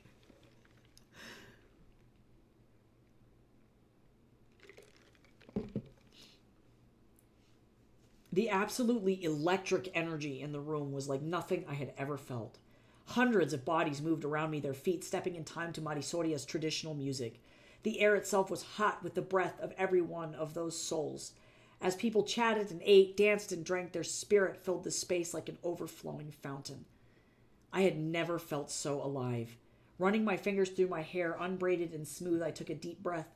No one had really come to bother me, so I wondered if I was invisible. Cosme had dropped me off, instructing me to stay put, and then vanished off to try and drag my sister out of her room, I presumed. The turquoise amulet I wore felt heavy on my neck, and I adjusted it, the cold metal sending a shock through my skin. I wondered how many people in the room even knew who I was. I had been kept behind closed doors since I was just a budding teen, awkward and still not grown. And to make matters worse, I really didn't think I looked that remarkable. I had been a relatively average-looking child, not striking like my sister, so if the visitors didn't know any better, I could have been anyone. Now I stood uncomfortably by a buffet table, just another face in the crowd. Ayun. The deep rumbling of Idris's voice hit my chest first, and I caught myself with a smile pouring across my face before I could stop it. I turned toward the sound. Idris, you look absolutely radiant, he said, his voice slow and steady. He stepped closer to me, probably to avoid someone behind him. From what it sounded like, the ballroom had been densely packed. I knew a lot of people were coming for the festival, but it sounded like many more than I could have ever dreamed. I wish I could say the same for you, I joked. Hopefully you aren't wearing the clothes that you sailed in with. Unfortunately, the military dress of Muru is considerably less comfortable, he grumbled. When he shifted again, my ears tickled with the sound of the stiffness of the fabric of his shirt or coat on his skin. You look like a fallen petal, or like the mist of a waterfall. Effortless. Elegant. A hot blush bubbled to my face, and I laughed loudly and awkwardly. It came across as more of a bark for a moment, and I covered my mouth. You're too nice, Idris, please. I speak only the truth. That color on you is beautiful. Turquoise, I said. It's a very important gemstone to us. We call it Het-Kishe, Stone of Life. It supposedly holds the spirit of a great beast that used to live between the above and the below, the life and death. By carrying it, we can take some of his power to find balance in our own lives. He listened intently and stepped closer to me as someone walked behind him. As I said before, only someone so precious could wear precious gemstones such as that. My tongue did backflips in my mouth. He, in a mere few moments, had turned my entire body to mush. Well, I coughed. What are you doing all the way over here? Aren't you supposed to be wooing my sister? My brothers are on the prowl for her. No one has seen her yet. Typical Nayeli. Someone has gone to look for her, but I'm sure she doesn't want to come out here at all. What's she afraid of? She told me yesterday that she thinks someone will try and kill her. I laughed. We not only have the preparations for that with all the guards and everything, but I don't know how to break it to her.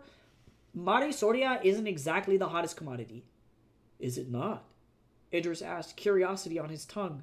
I suppose from what I understand, Mari Soria is worth the weight of the gold that it's built on. I've heard rumors that there is so much gold beneath the soil, all one must do is plunge their hands into it to draw it out. You've heard a half-truth. I adjusted my skirt so I wouldn't trip on the hem of it when I moved next, my feet bare on the cold stone floor. It's rich in resources, yes, but we're small. Our resources aren't infinite. Someone taken by greed would not care. I suppose you have a point. I huffed. I hated admitting that my sister was sometimes right. And is that why you're here, Sword of Muru, to steal all of our gold? He laughed, deep and booming. No, I'm good. Muru has enough, I think. Someone bumped into me and I stepped away to avoid being in their path. I ended up stumbling right into Idris's arms. It'll be little changes like this, just swapping words out. He steadied me and I shuddered as he wrapped a hand, warm and soft, around my bare shoulder. Oh, would you like some wine? I stuttered. I don't drink, he replied, cool and unfazed. He returned to a courteous distance and the electric connection faded as he stepped away. Have to stay on my guard, you know. Don't tell me you're afraid someone is going to kill you too, I joked. When you're a Sword of Muru, you can never be too sure. The words slipped over his tongue like they had a noose on them. I could practically taste the gravity of what he said. My father has made many enemies. Well, if you want to escape your country and hide, as you said, you should keep your eye out for Nayeli. She's your fastest ticket over here. I tried to choke the words back with as much grace as I could. The idea of marrying Nayeli was likely the only reason he had even come. Oh, I don't stand a chance. I'm not even the most attractive brother out of the ones that are here. I blinked back, my surprise, my eyebrows climbing my forehead. What did he mean he didn't stand a chance? He was a prince. Nayeli needed someone to marry, and princes and queens went together like hominy and stew. Besides, he was nice, so she would be a fool to turn someone like him down.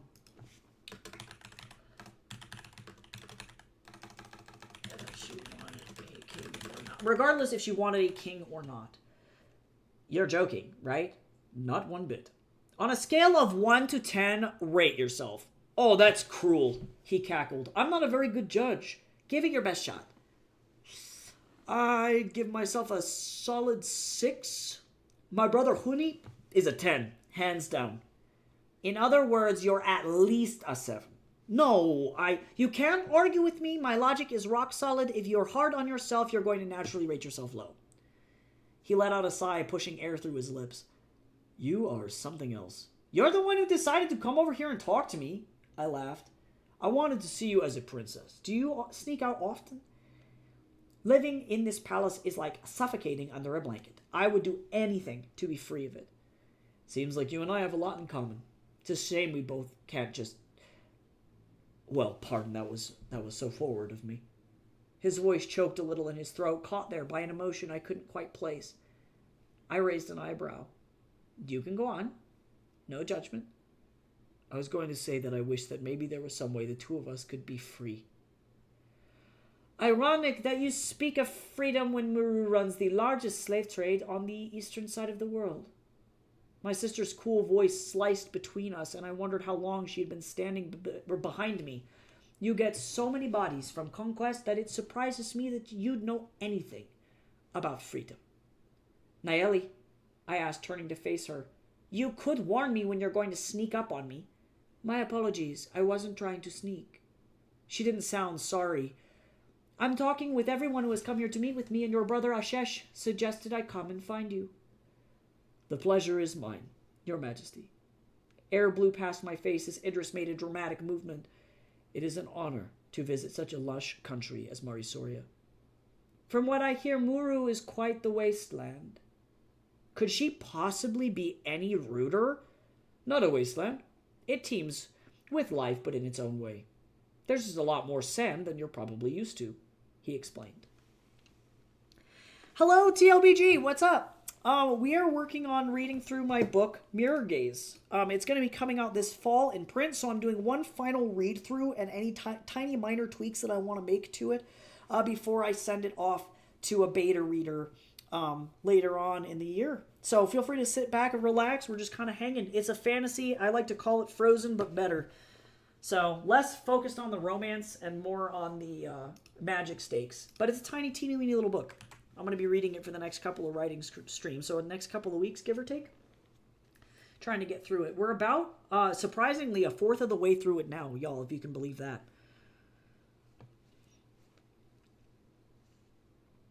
I suppose if my country was all slaves and sand, I'd want to take over everything too. I hear your brothers have been quite successful in their annexation of, what was it, 6, I believe? 6 island nations? You would not be wrong. My father has sent them out over the last several years on campaigns, yes. I'm presuming that's where the slaves come from? Idris choked for a moment, choosing his words wisely. The prisoners of war, yes? Nayeli, I hissed. I was aware of Muru's recent history, but her behavior was now borderline hurtful. I have to choose a partner very carefully, Nayeli said, as if she had started a conversation about the weather. And while I don't believe that any of the princes of Muru will be my choice, I would like to get to know you in case your people try and sail the other direction. We don't know what's to the east of us. We do know that the world is round, and if you decide to sail right to our borders on our western side, I'd like to know who I'm up against. Who knows? Perhaps it is you that your father will send to conquer Mari Soria. Hey, that's awesome, TLBG. That's great. What do you like to write? Feel free to let us know about your work in the chat. I would love to hear about it.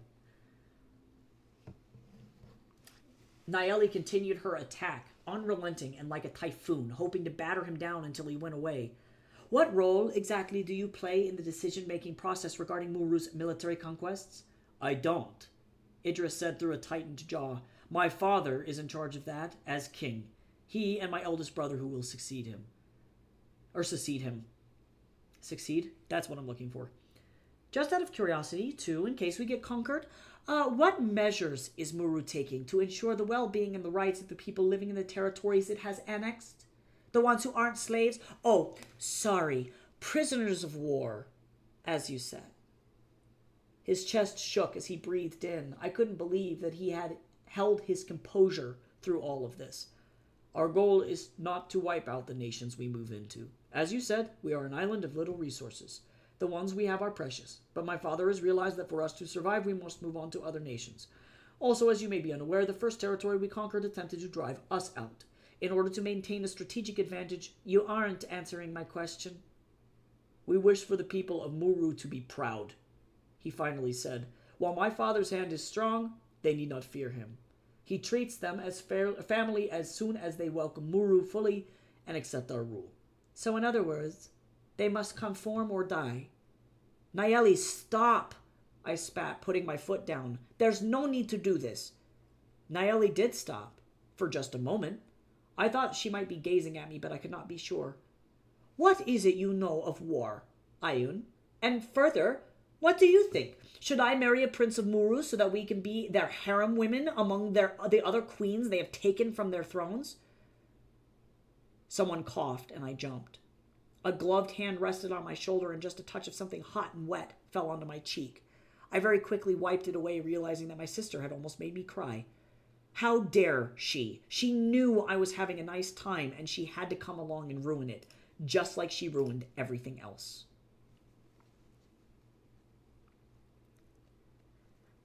I'm working on my first writing project called The Sands of Time. Historical fantasy, that's fantastic. I've never written historical fantasy, but it sounds fun. Which historical period and place are you writing about?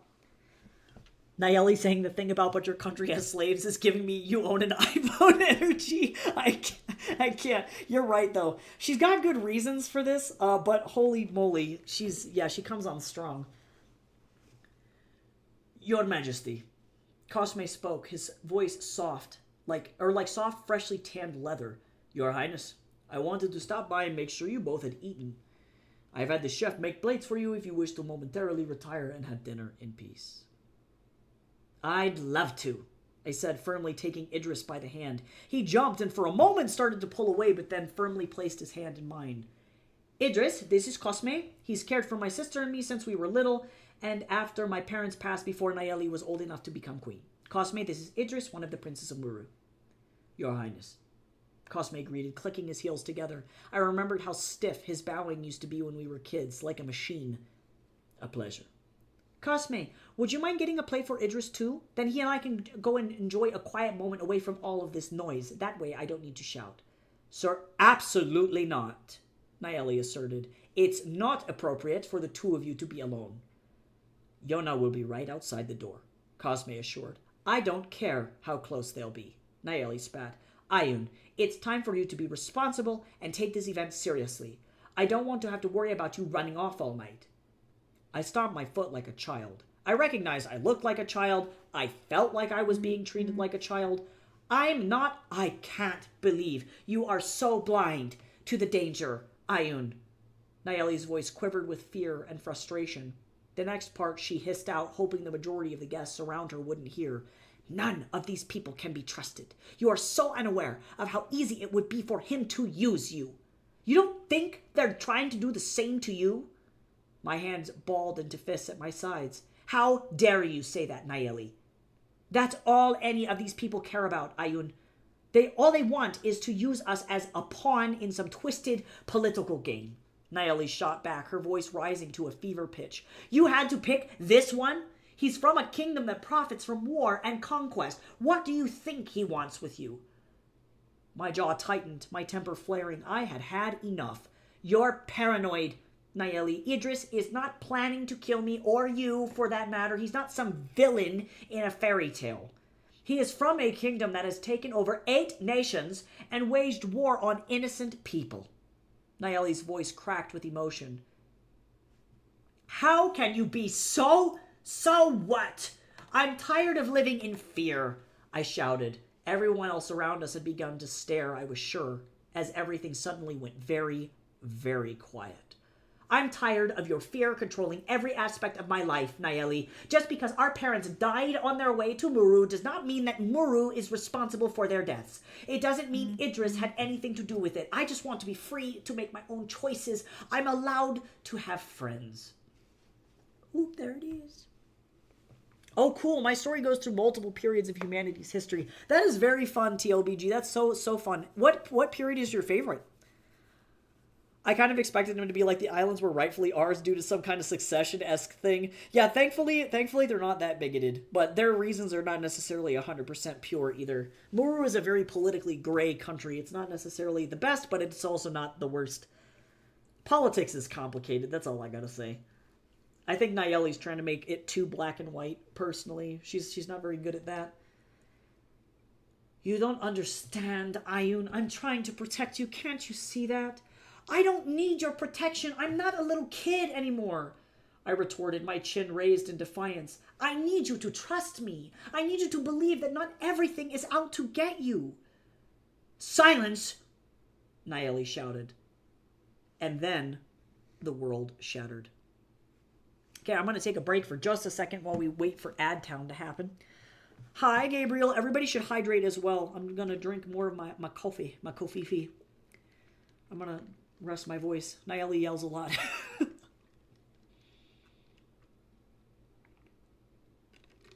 Ooh, also set up too, and a stretch. We got a whole self-care combo. Take care of yourselves, everybody. Right now, our main character is in ancient Mesopotamia. Oh, with Ishtar and Gilgamesh. That's so cool. I don't know a lot about the Gilgamesh period. Like, I think I've read parts of the Epic of Gilgamesh, and then I, never finished it.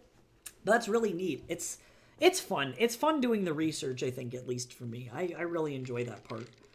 I'll write a historical fiction eventually.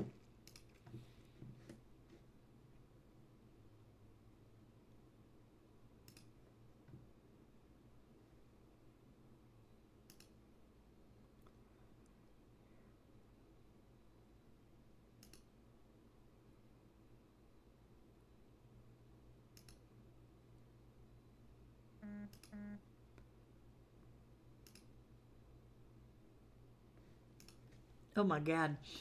Nayeli's so crazy. This is the section that I featured on the back of the special edition as the leading quote. Also, not one of my politicians from my local area sending me an email in all caps as the subject that just says, "Tell me, are you prepared for a wildfire?" And I'm like, oh my god, calm down, Smokey the Bear. What the shit? I need you to take a deep breath, dude. Okay.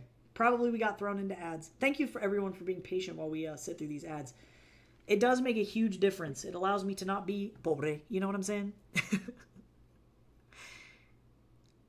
I like not being pobre. That's good.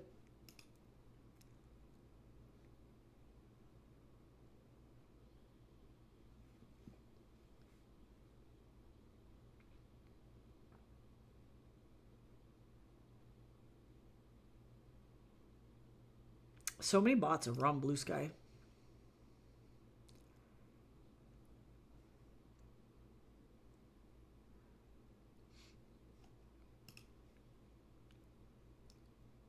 Get to be the not as broke. Yeah, there's like a little asterisk next to it. It's like you may not be as poor as you were before, but it's not going to be much better.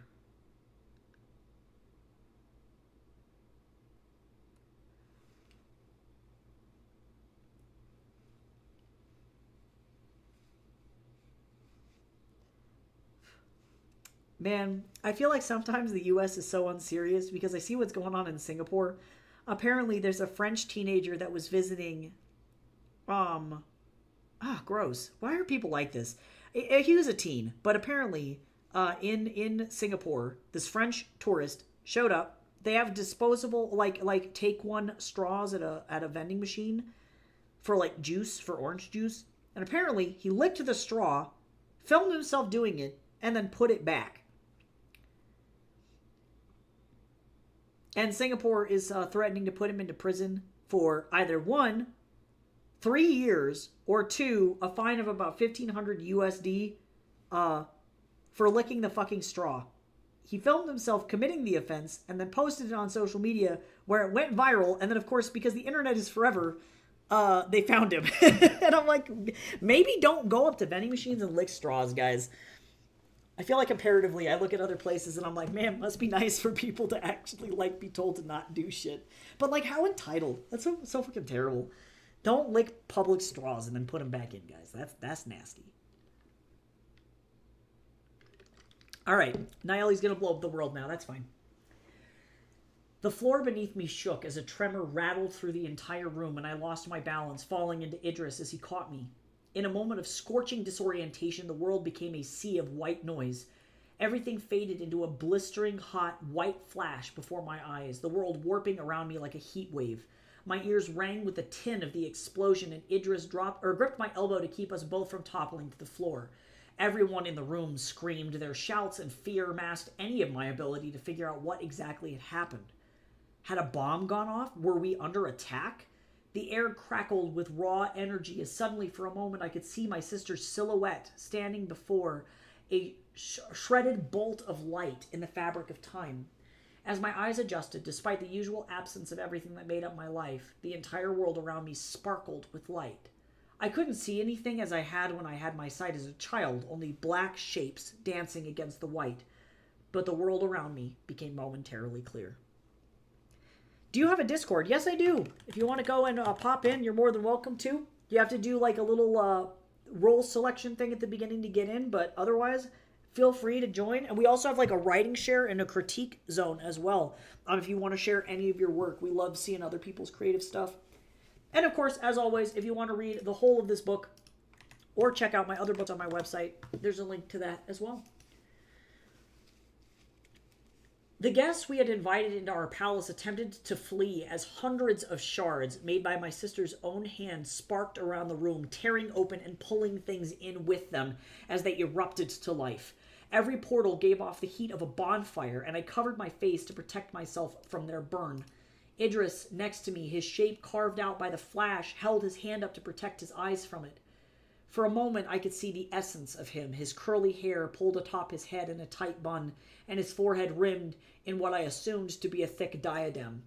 His sharp shoulders topped by armor squared against the shard. Instinctively, he pulled his cloak around himself and me to protect us from the radiant blast. "Naeli!" I cried, reaching out for my sister. As my fingertips extended forward into space, I felt the thickness of the air, the static palpable on my skin, as that static turned everything to fog. Shapes and shadows danced in the periphery of my vision, distorted by the twisted energy emanating from the shards. Something black and not quite a person stepped in front of Idris and me. moving through the space more like a phantom than a person, fluid and indistinct against the blinding light. More and more of them came, flowing into the room. My heart began to pound in my chest, and I clutched the necklace that hung there to steady myself. I hadn't seen these things since I was a child. Not of my world. Not at all. Between the above and the below. Creatures born of the shard. These were the things I had been running from when I went blind. They lunged at the party guests, and the people who had not been able to flee dodged arms made of shadow as chaos pulsed through the ballroom. Those not fast enough fell into their embrace, crying out as they disappeared. The creatures then dodged back into the shards from whence they came. I had always wondered if I had imagined these things, if they had been conjured in the delirium of the shard walking, but I knew better now. These harbingers of death were going to take everything that we had now that they could, we're going to take everything that we had now that they could come to where we were, no longer trapped behind the shard. What had Nayeli done? She cried out in the madness, filled with desperation and despair. She pleaded to the shadows to spare her people, reaching out to them. She simply went through them, ignored as they rampaged. Her words went unheard, lost amidst the howling that came from the shards themselves and the screams that echoed around the room. After the shadows had grabbed as many as they could, they slowly left the room emptier than it had been when they arrived. Nayeli looked around desperately, her fingertips alight with magic, as all the guests that remained looked at her in confusion. Or I should say, we're going to keep replacing words for better flow. In her panic, her eyes met mine, pulsing and white with magic and reflecting the world like a mirror. Then, she stepped back into a shard, which swallowed her up like a flash of lightning. Whoopsie! Guys, don't do that. I feel like this whole book is like, don't do this.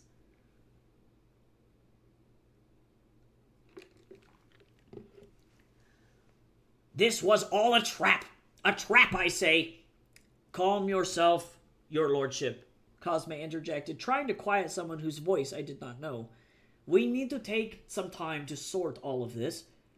For the moment, the shards inside the palace had all closed. The heat of their radiating edges vanished as soon as my sister did.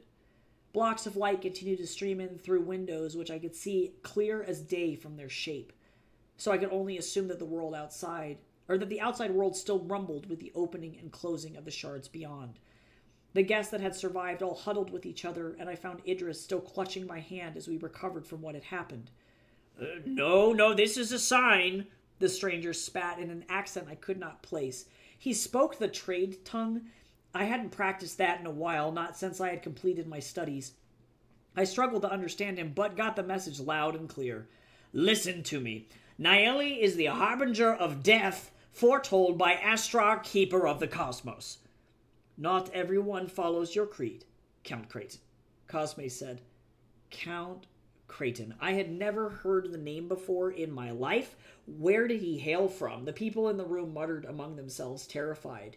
It doesn't matter if you follow it or not. All of us have experienced the shards before our very eyes, proving them real. The cosmic shattering at the beginning of the universe gave rise to them, and now we see them here before us. Astrar has made her voice heard, and this blasphemer of a queen is a challenge to Astrar's divine order.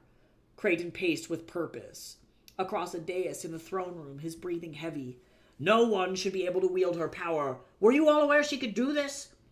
Not the crazy religious guy. Where can I post my reference sheet timeline? If it's anything to do with your writing, in the writing share is going to be where you want to go. But be sure to go into the pronoun selection and choose a role before being able to post in the rest of the server. Your lordship, Cosme interjected, his voice firm, measured. I understand your concerns, but spreading fear and panic will only make matters worse.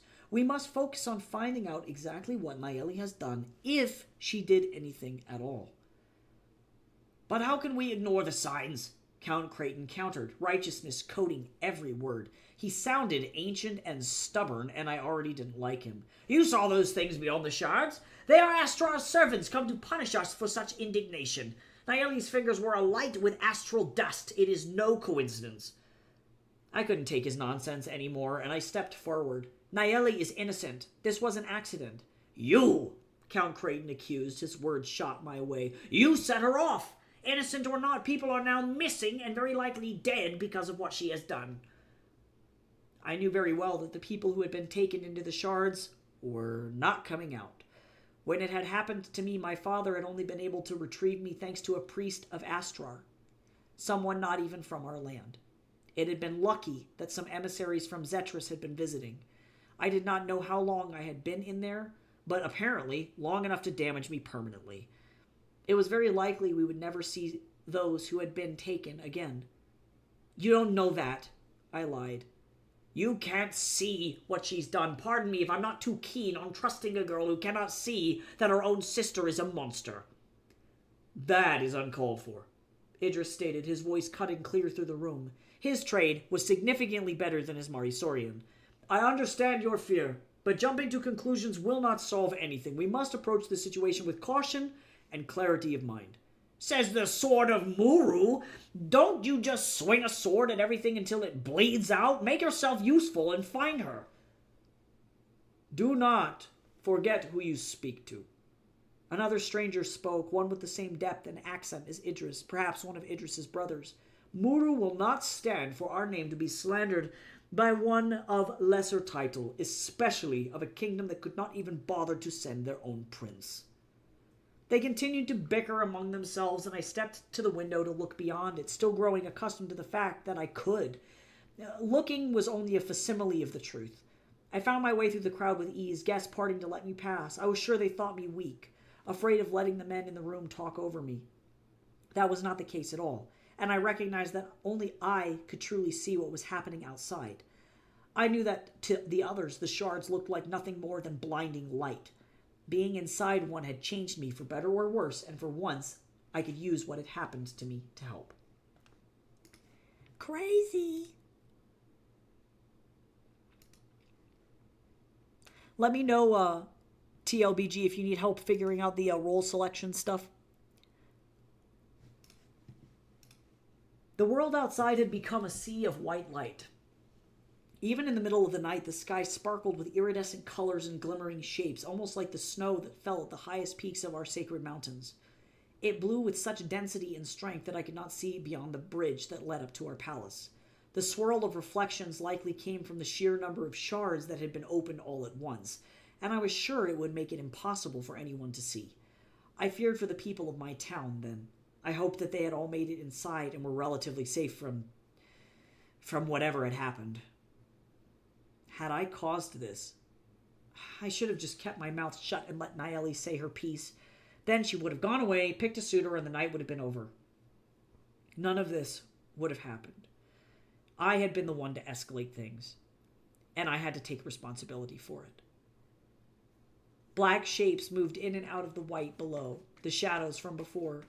They moved freely, sifting in and out of the fog like ghosts. They hunted for prey, things they could take back into the shard with them. The only thing that could stop them would be to keep them from coming out of the shards altogether, and the only person who could close those shards was my sister. Even the priests of Astrar couldn't do that as far as I knew. They were merely messengers of Astrar's will, not her hand. We cannot stay indefinitely, Cosme called over the crowd, attempting to bring some order to the situation. But while we must stay inside until the storm calms, we will do everything we can to house and feed you all. We have the means and the resources to make you comfortable. What about the people outside? Someone shouted. What indeed? I thought to myself.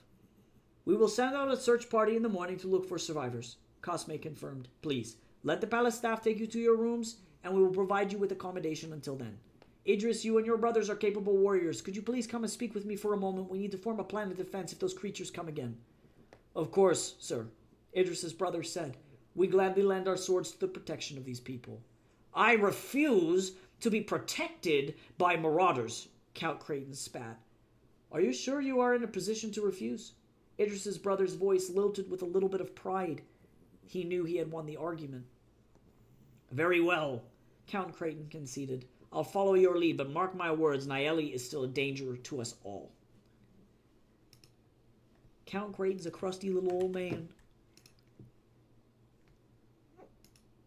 I don't know if you guys can hear Mr. Man wheezing. My cat is on my lap and he's just making pug noises. Is it because you want your lunch? You don't know what's going on? He's so gross. You're stinky. He doesn't know what's happening. A crusty old man who should be punted. True. Fun fact, too, because he's from Zetris. Gay Gaston takes place in Zetris. Sir, that's my coffee. Mr. Man's like smelling my coffee. I don't know what's going on.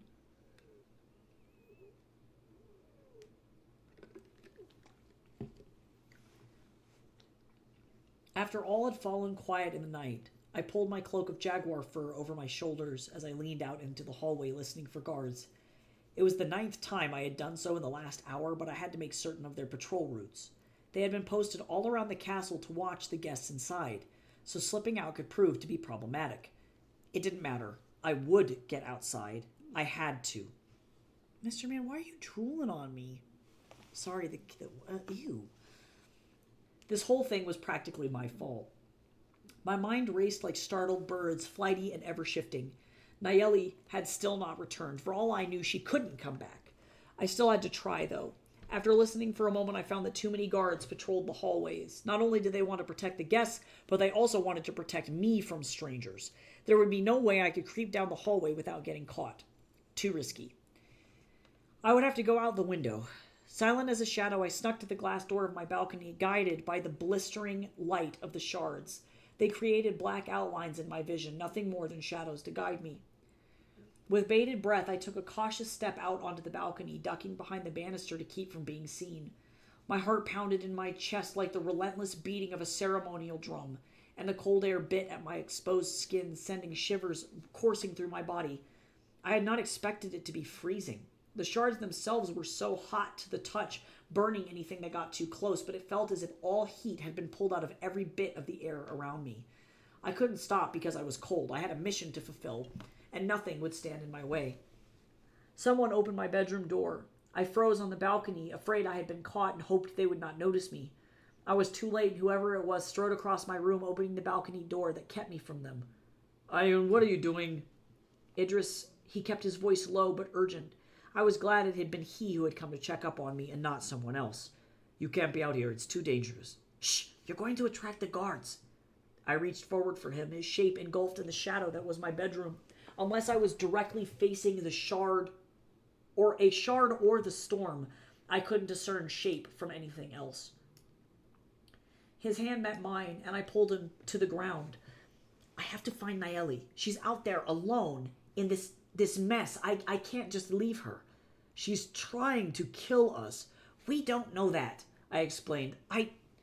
Look, I know her better than anyone left alive. Something happened to us when we were kids and it left me like this. She didn't mean to do it then, and she didn't mean to do this now. She blinded you? No, I amended. The shards blinded me. Shard walking blinded me. My sister is innocent and probably scared. She does everything out of fear, and if I don't go and get her, no one will. Idris paused for a moment, deliberating what I had said.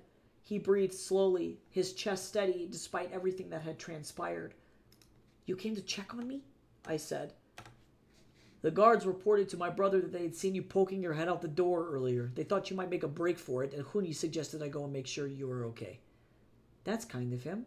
I promise we're not monsters. My sister isn't a monster either. There's clearly been a lot of misunderstandings going around. Because she hides away, she doesn't know anyone but judges them anyway. I'm not going to do that to you. Idris steadied me with a firm hand on my shoulder. You don't know me, but you're going to trust me? You're the only one I can trust. Cosme has always had my best interest in mind, but he also must keep me alive. I'm the only heir to the kingdom if my sister disappears, and there's no way he'd let me go out in this. You can keep this secret, can't you? I'll never forgive myself if you don't come back. You can't face this alone. Let me help you. I shook my head. I appreciate your offer, Idris, but this is something I have to do on my own. Nayeli will panic if she sees me approaching with a stranger, especially you. She has her own personal reservations about Muru. I'll have to bore you with the story some other time. Please just promise me that you'll protect my people and the guests while I'm gone. You trust me with that. You're a good person. I'd be lying if I said that the thought of you coming with me didn't make me blush. You're warm and kind, which is exactly why I need you to stay here and keep everyone calm. You flatter me. He laughed, nerves in his voice. It surprised me that this would be the thing to unsteady him. Then he hesitated. After a few shaky breaths, he said, Be careful out there. The storm is relentless, and the dangers are real. While I'm gone, I'm giving you another task. At your command. You need to get better at your Marisarian. Compared to your trade, you're right, it's awful. Idris chuckled, trying to keep it to himself. He didn't want to compromise our position. As you wish, Ayun. I reached my hand forward, found his chest, and then placed my hand on his cheek. My fingertips met a cut sideburn there, sharp and dense. His skin, though, was as smooth as glass, warm. I leaned forward and placed a kiss on his cheek. Thank you. With conviction, I turned and steadied myself on the balcony. Soon, I hopped over it into the garden. I moved with calculated precision, each step bringing me closer to the palace grounds. The shard seemed to lay beyond its borders, though if that was intentional, I didn't know. No guards had been posted outside, but I turned my awareness to the slightest sound or movement. The shadows were not going to get me. The weight of the fog wrapped itself around me as I continued forward, like a warm blanket. I had been right. The areas in the fog grew hot, dense, and muggy, like the mist after a heavy monsoon, but everything else had been left frigid and devoid of life and sound. They watched me, the shadows. When I got close to the gate, I watched they twisted and contorted in the pale light of the shards, as if beckoning me into the fog. After what felt like an eternity, I stopped at the bridge, my heart hammering. With one last glance back to the safety of the palace walls, I took a deep breath and plunged into the fog beyond. The shard storm raged on, each little flake of shard as hot as an ember on my skin. As I ventured out into the unknown, each step brought me further from the safety of the palace and closer to the heart of the storm, hopefully to my sister. Ayun! Someone shouted after me. Stop! I had only made it halfway across the bridge when someone called for me. I turned toward the sound to find the shape of a tall person in the fog. They raised a shield and pressed forward toward me like a ghost. Stay back, I cautioned. It's Yona, they cried, coming to me anyway. Ayun, what are you doing out here? You need to return to the palace immediately. It's not safe. I shook my head with determination. I can't. Yona, Nayeli is somewhere out there, somewhere alone in the storm. I have to go find her. She's broken something, Ayun, something you can't fix. Yona placed their tall shield on the stone beneath our feet, the metal grating against the ground as they did so. Astra, please don't start with that. Yona was Zetrian, it was true, and their dominant religion was the same as Count Creighton's. I respected all people, but I also acknowledged that the people who followed Astrarianism tended to be a little alarmist. Hear me out. I think I know what's going on. We believe that when Astra sacrificed herself, she shattered her essence to create the shards that formed the foundation of existence, right? Some people are born with those shards inside of themselves. That's what the priest told my parents about Nayeli, I know. It had made me feel horrendously jealous as a child. She was the special one, and I was just me. If she's done what I think she's done, then she's ripped a hole into the millions of shards that Astra created. These things coming out of them are beings from beyond this world. They're dangerous. I can see the shadows in the shards, and I can see the storm. You can see? Not like I used to, but I can at least make out enough to get through all of this. If I follow the shards to the eye of the storm, I can follow it to Nayeli. I'll find her, I promise. The air hung thick as they paused. I could feel them gazing at me, through me, deliberating. All right, Yona finally said, resignation there. I'm not letting you go alone. I'll go with you. Cosme doesn't want you at the palace. My duty is to protect you, and that I will do until I take my last breath. I put my hand on their shoulder, quite a stretch considering their height. They had brought their armor with them. I was sure they looked glorious in it. With them by my side, we would be ready to face whatever dangers awaited us in the storm. Let's go, I said. The sooner we find her, the sooner we can get her to end all of this. Stay close to me, and if you see any of those things coming, let me know. I can't make them out in the brightness of the storm. I'm effectively blind now. Now I can protect you.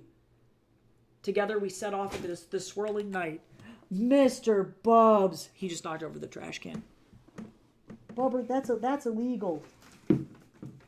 Oh my gosh. My cat's a little criminal. Hey, Jace. Jace. I don't know if he can hear me. I might take a break after this chapter and go feed my little criminal cat. He's so violent. Punched it over. Together we set off into the swirling night, my footsteps muffled by the shard fragments that had shattered onto the ground after they fell. My sandals crunched into them like stepping on broken glass. With each step we took into town, the wind seemed to grow stronger, the fog blustering around us with a renewed fury.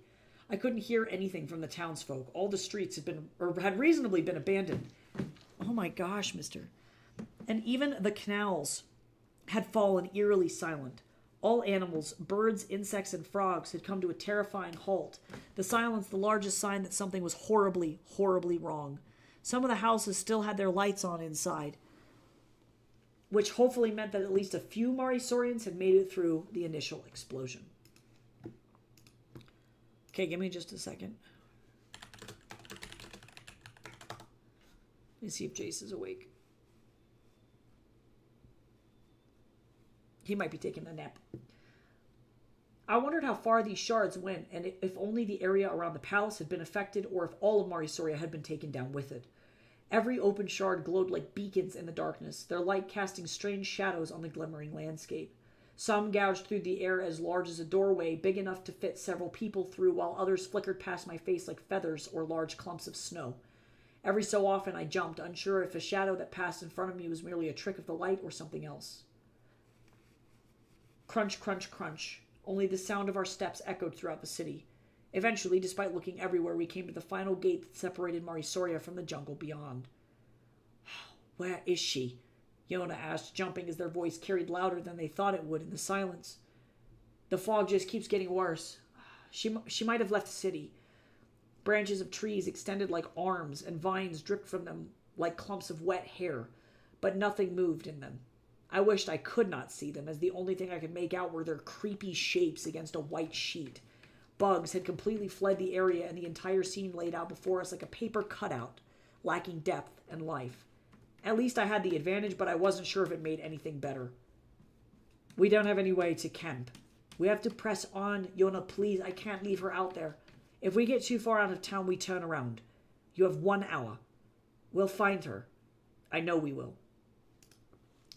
Famous last words, considering this is like the first third of a book. Okay, cool. We're actually about to hit ad town. So let me go feed this cat. And he almost flipped the trash can over again. He's so evil. Okay, I'm going to go feed him. I'll be right back.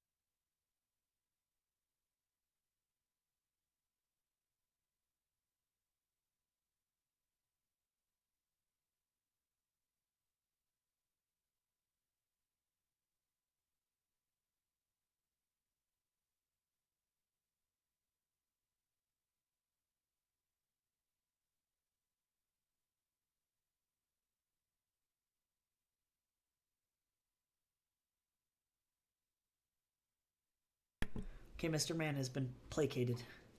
Oh, just in time for ad time to be done. I love how Jace was like right there, was not asleep, and he chose to choose violence. My cat picked violence specifically. That's so funny. All right. Let's keep going. Do you think she did it on purpose? Yona asked as we trudged into the jungle.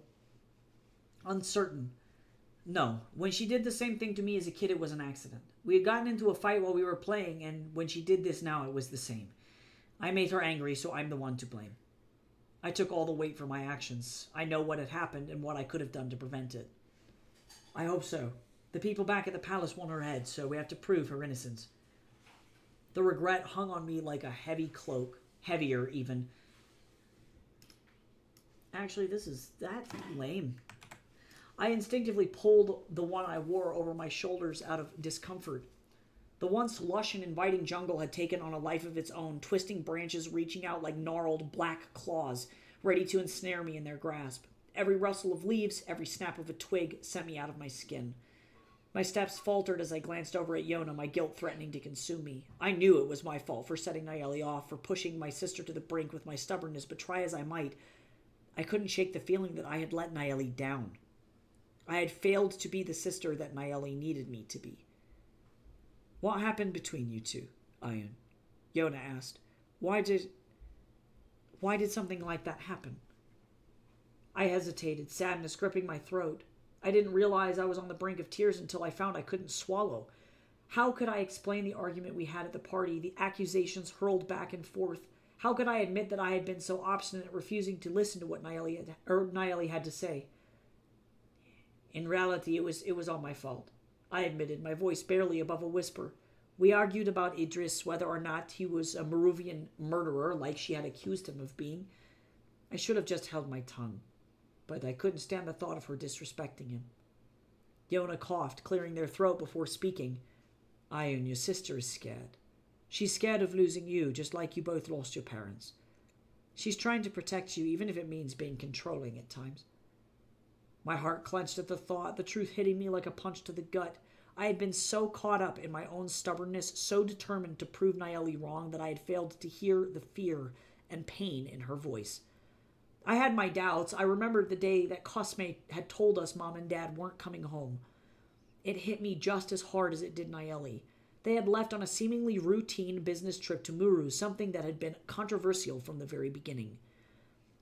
Officially, the statement released to the people of Marisoria claimed that my parents were lost at sea, a tragic accident that left no survivors. That was what I believed. Behind closed doors, whispers circulated like smoke, insinuating that something darker had occurred. People said that my parents had indeed arrived in Muru, only to meet their deaths at the hands of Idris's father. Some believed that they had been targeted to destabilize Marisoria and leave it vulnerable to outside threats, primed for conquering. For me, grappling with the possibility of such violence had been a heavy burden to bear. I was still a child at the time. I clung to the official statement like a lifeline, trying to hold on to the belief that my parents had met their end through no fault of their own. Their lapse of judgment could not have been their downfall, and the world could not be so cruel. I couldn't bear to entertain the notion that they had been betrayed, that their trust had been shattered in such an unforgivable manner. When Nayeli had voiced her suspicions about Idris, my instinct was to dismiss them as nothing more than paranoia. I explained, tears fresh on my cheeks. I didn't want Yona to see me cry, but I couldn't help it. I like Idris a lot, and I couldn't stand the idea of someone I cared about, someone I had come to trust, was the product of baseless violence. You barely know the guy, Yona insisted. It's right for your sister to be concerned. I know him enough. I clutched my cloak around myself, suddenly very self-conscious. Not Yona, too. I trust my gut, and I haven't felt anything bad about Idris since we first met. Do you want to court him? Yona said this flatly as if stating a fact. They had never been a master of nuance. What? I stabbed my head to look at them, taken aback by their question. I know it's not my place, but you've been stuck to him like glue since he arrived. I'll admit he's got a certain charm. Yona fell into silence as they stepped over a large fallen log, extending their hand to help me over it. We were certainly going in the right direction as the shards that hung in the air continued to become more plentiful, but I didn't know how long Yona would let us continue. He was just so nice to me, I said. And if he carries himself with such class, I don't know, I've never met another prince before. I've thought about seeing Muru with him, and maybe a bunch of other countries too. He doesn't want to go home. He's like me. He just wants to be free. I understand that love can hit you like lightning, Ayun. They said gently as we walked side by side. But you have to remember that you don't know him. Not really. I know that. There's a lot I didn't get to ask, like his favorite foods or the things he dislikes or even his age, but I want to get to know him. That's the whole point, isn't it? My heart sank at Yona's words. I had hoped that they would at least listen without judgment. Instead, their caution served as a sobering reminder of my situation. Maybe, just like his father had killed my parents, he would eventually kill me too. At least that's what Nayeli would like to believe. For the record, he's not that old, I don't think. A bit older than you, but you know very well that his age isn't the issue. It's his family, his history. You must remember that Nayeli's feelings are important too. You can't let your attraction to a guy you just met overshadow your loyalty to your sister and your kingdom. My jaw tightened, a burst of anger flaring in my chest. I knew that Yona meant well, that they had only wanted what was best for me, but I couldn't shake the feeling of frustration that had clung to me like the smell of death since the party. I know that, Yona, I replied, but I have to follow my heart, don't I? I can't let fear and doubt dictate my every move. I turned away from Yona. I knew that I had a choice to make, a decision that would shape how my conversation with my sister would go, if I could even find her. Nayeli has just completely skipped the country. She's like, see you later, guys. I'm going to Fiji. Wow, we got 2 bots this stream. Crazy.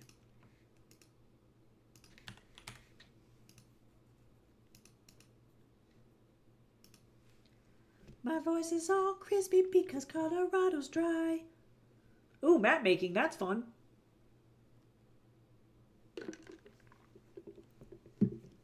I'm real bad. I'm real bad at map making. That's like one of my weaknesses. I'm the fastest clickety-clack in the West. He was like, I don't feel so good, Mr. Stark, and then psst, blasted. Foolish burden. That was the bot's name. It dead now.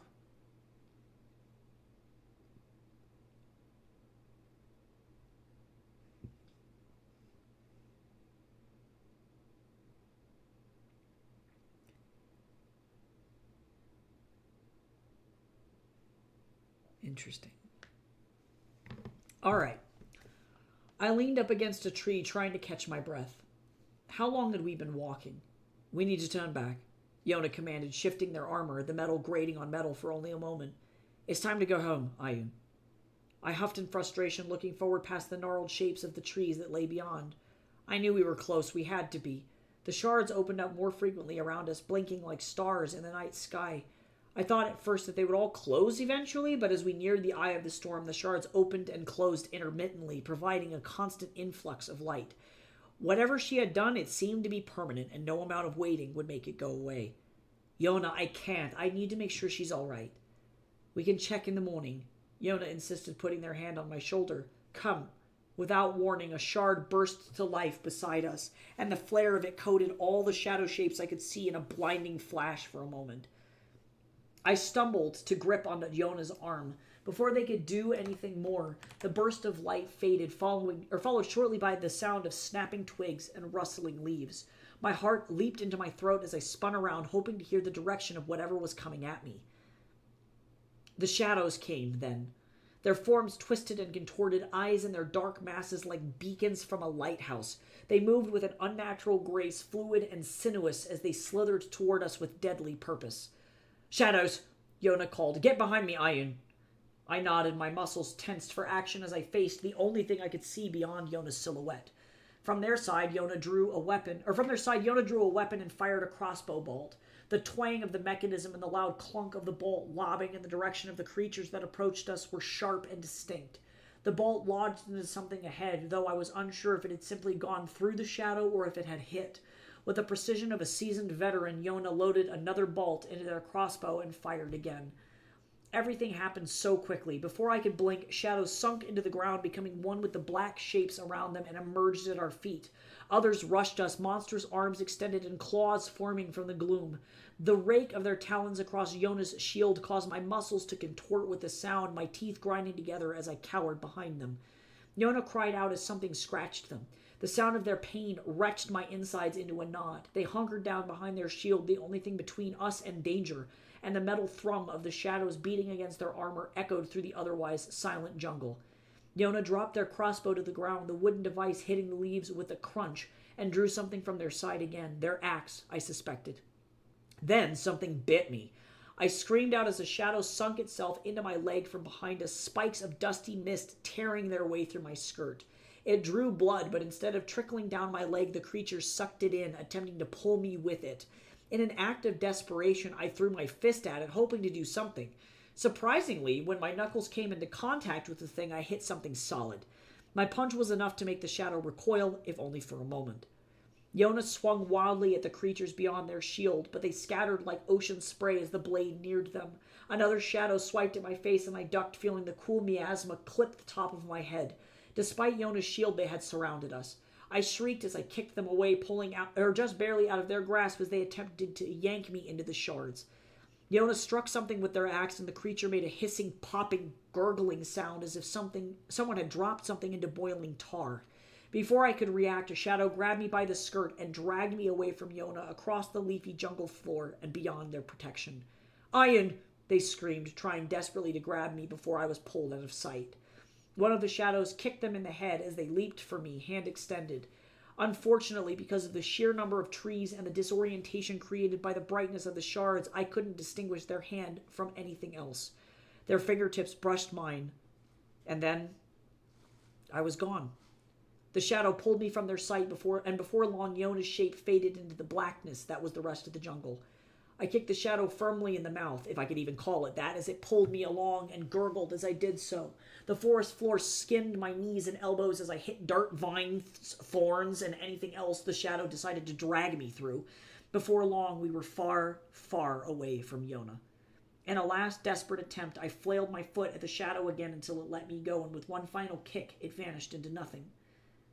Once the world became quiet again, I cried out, lying on the jungle floor, dirty, bleeding, and alone. My eyes welled with tears, and I sobbed there, holding my arms around myself as everything stung. The world was eerily quiet in the aftermath. The only sound, the soft rustle of leaves and distant echoes of the creatures that probably tore Yona apart. I turned on the ground, my body racked with pain as I struggled to regain my senses. Every movement sent a sharp jolt through my limbs, but I forced myself to push through the pain. I had to get up. I looked around frantically, finding the area around me relatively shardless. The world returned to something familiar, and the only blocks of light I could see were from shards far away. I became one with darkness again. Now I was alone, without any sense of direction and unable to see. My heart pounded in my chest as I screamed out. "Yona!" My words bounced off the trees. Silence. "Yona, please!"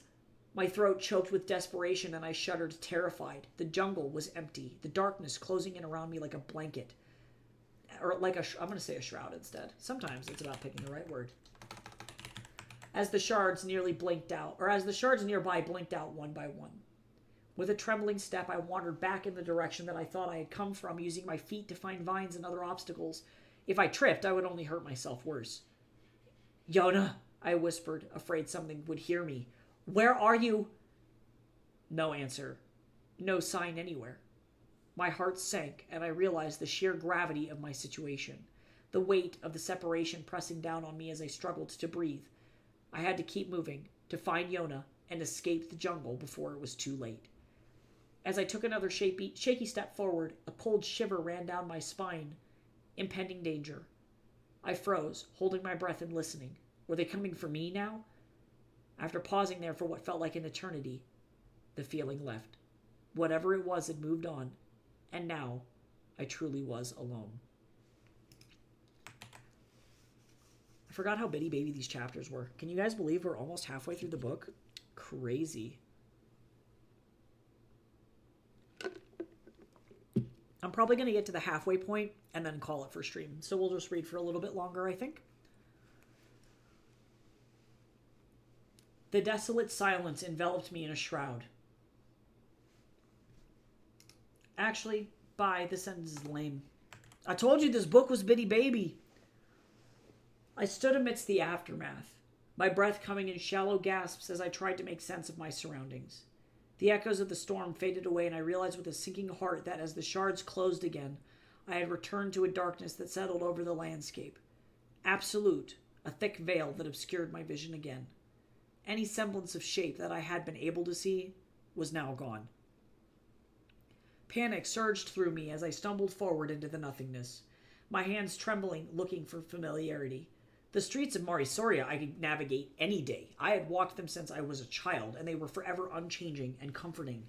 The jungle, on the other hand, was a maze of trees and roots and the unknown.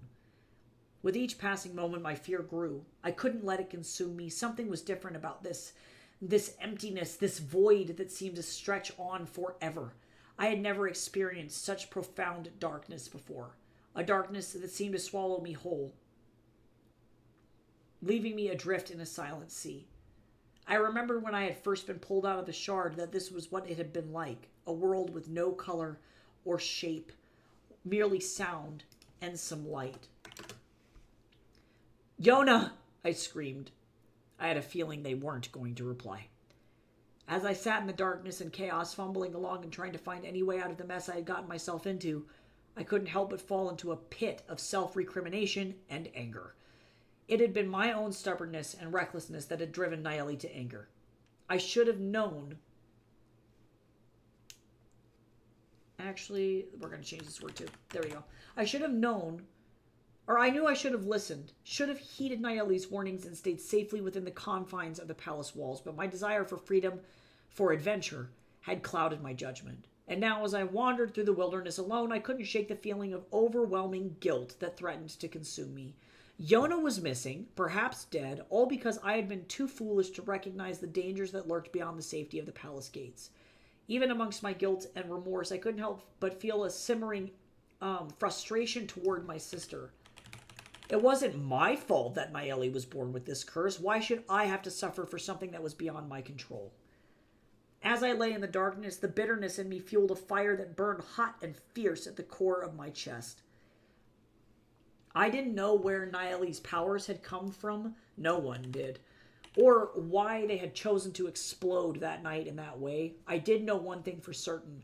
They had been nothing but trouble for the both of us since we were children, a burden that neither of us had asked for or deserved. I wished for a moment that she would just think about how I felt. Sure, she had to live with the weight of potentially endangering others, but she had quite literally taken my sight. Well, not her, but the shards. The shards that she made. No matter how I looked at it, this was actually all her fault. My line of thinking quickly shifted, and I no longer felt bad. Now, nothing filled me but disappointment and rage.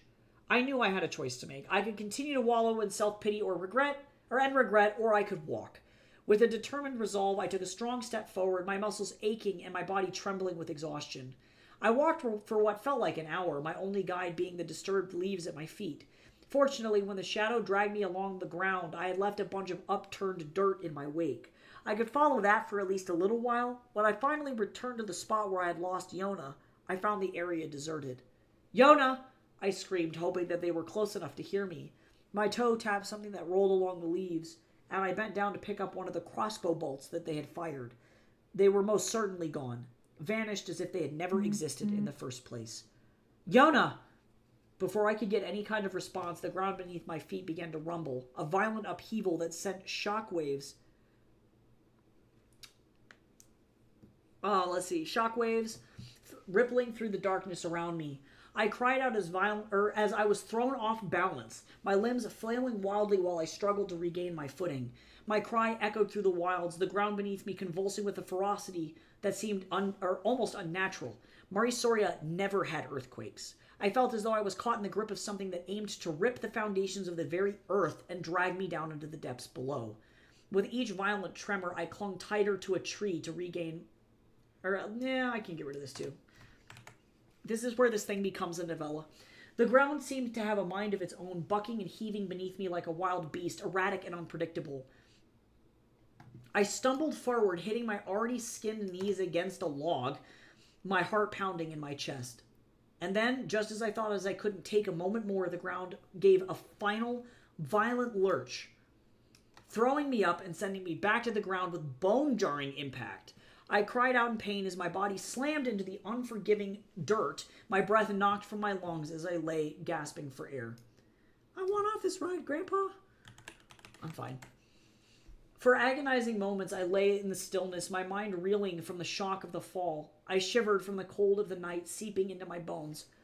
The world spun underneath me in a dizzying blur as I reeled from vertigo.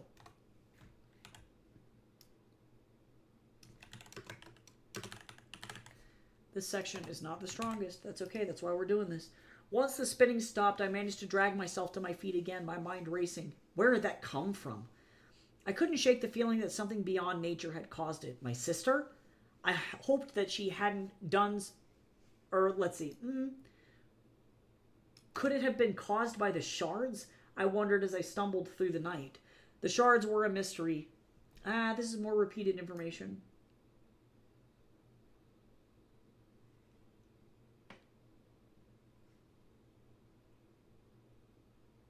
Do I want to get rid of this whole paragraph? Maybe I do.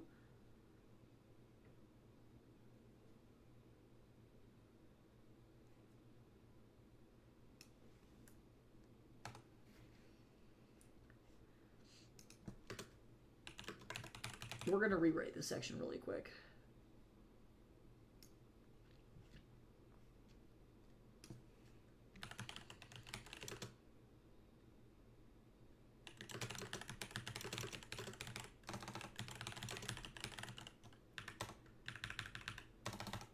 This is better. The priests of Astrar provided no explanation of the extent of my sister's abilities. All they knew was that the shards were portals. To where? They didn't know. The shards defied all explanation, and yet everything that had just happened with my sister, she had to be connected to the quake somehow. If the shards were responsible, what did that mean for my kingdom? And more importantly, what did it mean for me? I wouldn't be able to get anywhere if a tree fell on me in a quake. The jungle returns to silence again, and I took a moment to form some kind of a plan. Things were very scary and very real, and I needed to get home. Crazy. It's a tilt-a-whirl from hell.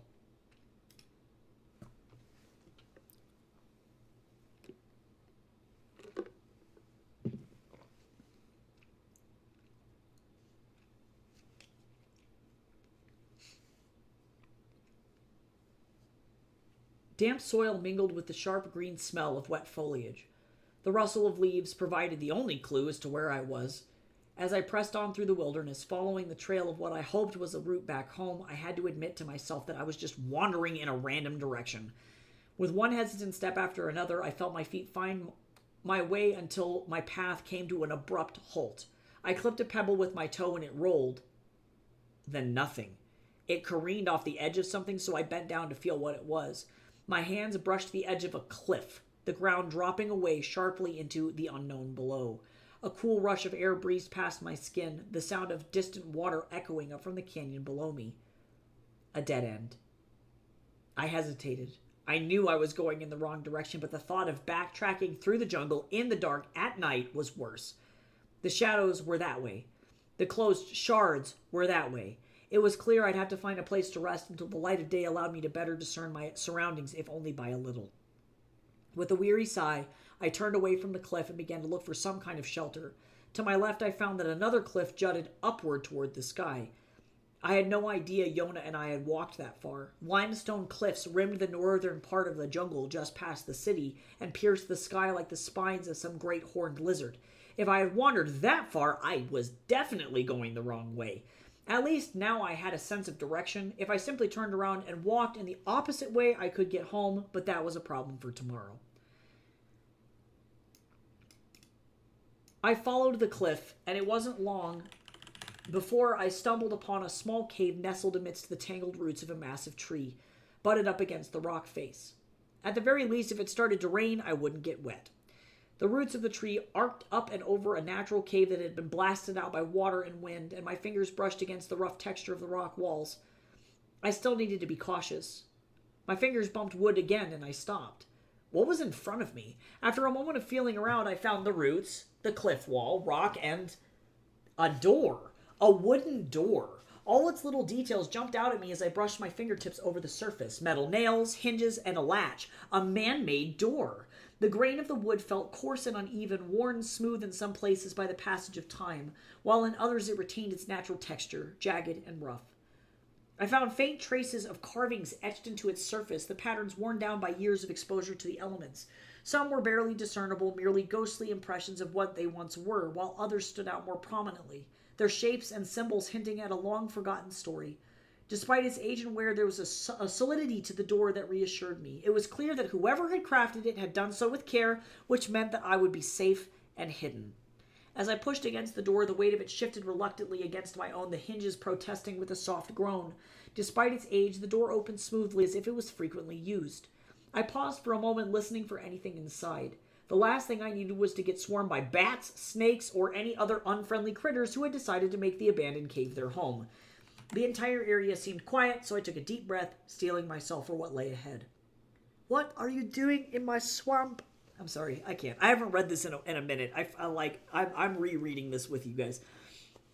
The inside of the cave was frigid, but that at least was predictable. I just had to make myself as comfortable as possible. Loads of dried fronds lay scattered around the floor of the cave by animals and wind. I gathered as many of them as I could to fashion something that was at least remotely comfortable to sit on. It was not comfortable at all. At least my clothes wouldn't get any dirtier than they already were. I wasn't even sure if I could sleep. Everything had just been so much. My mind raced, and I found myself jolting from half-sleep as I sat up straight. Then unease settled in. As I adjusted to the new darkness of the cave, then I noticed it. Light. It wasn't something as bright as the shard. No. The shards had cast planes of white across my vision, if I could even call it that, and made black shapes of everything else. This was something I was used to, a vague brightness that I could distinguish from darkness, nothing more. Actual light. I rose to my feet, brow furrowed, senses on high alert as I cautiously approached the source. The glow intensified as I drew nearer, and I found myself warmer with every step. With a rush of realization, I understood. A campfire. Its embers still smoldering with the heat of recent flames. Someone had just been there, and someone had just extinguished it. Someone knew I was here. My heart jumped into my throat. Despite my best efforts, nothing stood out to me in the cave. It was very likely that whoever had put the fire out was right next to me, staring at me as I groped around in the darkness. Whoever it was didn't move. "Hey!" I shouted. "Make yourself known!" Nothing. My words pierced the silence of the cave. Instead of a response, the heaviness settled, broken only by the ragged sound of my terrified breathing. I could feel eyes upon me, unseen but unmistakably present.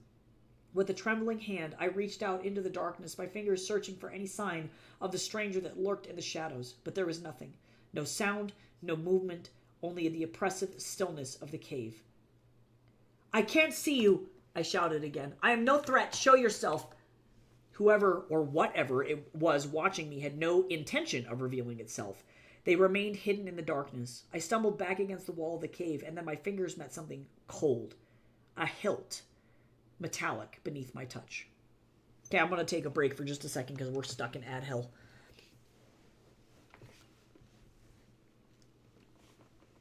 I love how she just grabs his sword. She's like, "I'm going to swing this the fuck around."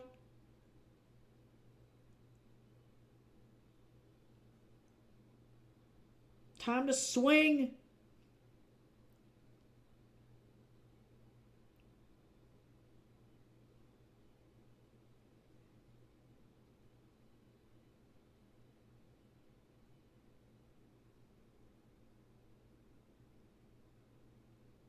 I gotta send an email to this guy.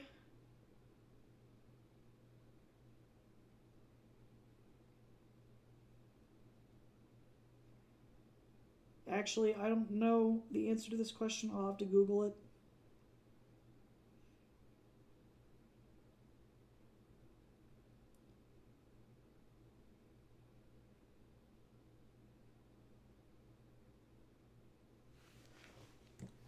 It looks like there's a weird editing thing. I don't know. I'm just a guy. What are you doing in my swamp? Yeah.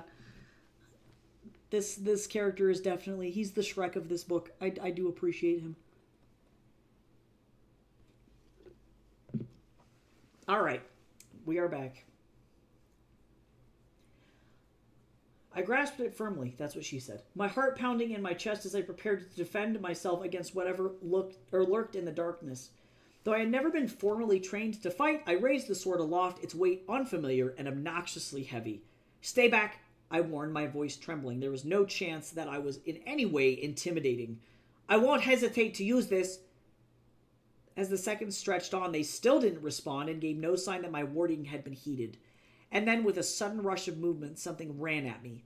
Before I could react, I found myself disarmed, the sword wrenched from my grasp with a strength that left me breathless. Had I locked myself in a cave with more shadows?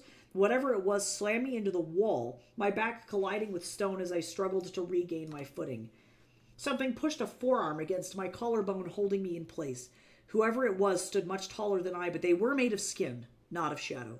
They were warm against my chilly neck, and they pushed down but didn't hurt me. The tickle of the hair on their arms against earth. What? Okay, that was a weird sentence. The tickle of the hair on their arms brushed the underside of my jaw. Whoever it was heavy, but still said nothing. For a long moment we stood locked in a standoff, neither speaking nor moving, and then with a voice as cold and unforgiving as the steel of the sword I had wielded moments before, the man spoke.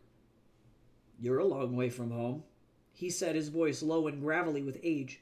My breath caught in my throat at the sound of his words, my mind racing with 1,000 unanswered questions. Who was this man? Who in their right mind lived in a creepy cave in the middle of a jungle? And most importantly, what did he want with me? Before I could find the courage to respond, the man spoke again. "The end is near," he said, his voice tinged with resignation. "And there is nothing we can do to stop it." "Let me go," I insisted, trying to put on my best princess voice possible, leaving no room for disagreement. "I am the Princess of Marisoria, and I mean you no harm. I am simply looking for a safe place to spend the night." "There is no safe place," he replied. "Not anymore." "What do you mean?" "The shadows," he explained, despair choking the back of his throat. "They come from the shards. They will consume everything in their path, leaving nothing but darkness in their wake." "I know, I stopped myself from explaining any further. I didn't know this man, and I couldn't risk telling him something I shouldn't. "There must be something we can do." "There's nothing to be done," he said, his tone final. "The end is inevitable." "Get your arm off my collarbone." I shifted uncomfortably underneath his weight, his arm heavy. Actually, this is also repeated information. What is this, Shrek? Yeah, it's. I'm telling you guys, it's just Shrek. I worried that if I shifted too much, he might do something rash. "If you insist, but if you try swinging anything at me again, I won't hesitate to kill you." "You'd kill a princess?" My throat tightened. "You aren't my princess." I froze for a moment, trying to understand who this could possibly be. Without being able to see him, I had no hint of his nationality. He spoke perfectly good Marisorian, so he had to be a local? "What do you mean by that?" "I am Tala'an," he replied as he sat down on something crunchy. "A log," I thought. "We've been here for centuries, long before your ancestors came." My eyes widened with surprise. My ancestors, too, were native of this island, but we had won supremacy long ago through a violent tribal power struggle. I knew that a lot of the Tala'an had integrated with Marisorian society as progress marched on, but that was hundreds of years ago. I couldn't believe that someone of true Tala'an descent still lived in the area. "Do you have a name?" I asked as I balled my hands into fists around the fabric of my skirt in my nerves. I needed something to hold on to, otherwise I feared I'd have my feet ripped out from under me again. As best as I could, I tried to remain calm. Oh wait, that's also an error too. Look at that. This is why we read these things, guys. "No one." "What are you doing out here all alone?" "I can't stand you people with your loud streets and fake leadership." He spat the words out with daggers between his teeth. I had never heard anyone feel that way about Marisoria. It was a great place to live, and all were welcome within its borders, even if many from other countries didn't emigrate there. "Hey, I have some Tala'an heritage too. That doesn't make you any less fake. I'd rather be out here with the trees and the animals. At least they won't lie to me. I can respect that. I rocked back and forth from leg to leg, unsure what to do. I didn't want to return outside into the danger of the storm, but I didn't want to stay in the same room as someone who potentially saw me as a threat. Can you sit? You're making me nervous, kid. I nodded and reached forward, finding another log with my fingertips. No, not a log, a bench. A roughly carved one, but a bench, nonetheless. Is all of this your work? I asked. Gotta make my furniture somehow. As I sat, I became aware of a soft, rhythmic breathing beside me, the sound of an animal, large and powerful, laying at Newen's feet. I turned my face toward it, hoping to gain more clues, but it remained silent. Whatever it was well trained. Have you been out all night? I nodded. Do you need something to eat? I'd be so grateful if you don't mind. We came looking for my sister, and I... We? Yona. My Pukmokwa? We came looking for my sister and got separated. Newen shifted on his bench and began to click something together. In only a moment, the campfire roared to life and warmth began to radiate throughout the cave. I shuddered, realizing I had been very cold, and I leaned forward to try and return some heat to my fingertips. In doing so, I apparently got too close to whatever animal was on the floor, and it growled at me, letting out a yip. Lupe, Newen scolded as he soothed the animal. Sorry, he's not used to strangers. I shouldn't have moved quickly. It's my fault. I apologized, sliding further away from the animal. The last thing I wanted was to get bitten by something else. You're all torn up, Newen grumbled. Were you attacked? A shadow tried to get me, but I escaped. Lucky. I jumped when he suddenly touched me, unaware that he had come in my direction. He moved like the night, silent on his toes, and before I knew it, he had grabbed my leg and lifted my skirt. Hey! I shouted and kicked him firmly in what I thought was his chest. He stumbled backward and his animal leaped to its feet, letting out a roar. Or a bark? It was honestly a bit of both. That made me jump.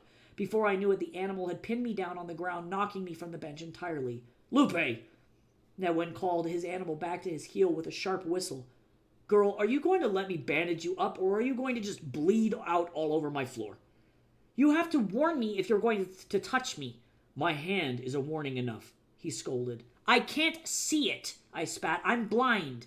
Well then, he grumbled, tone blunt. Suppose the world outside will be too different for you. You're already used to the dark. What are you doing in my tree? This guy.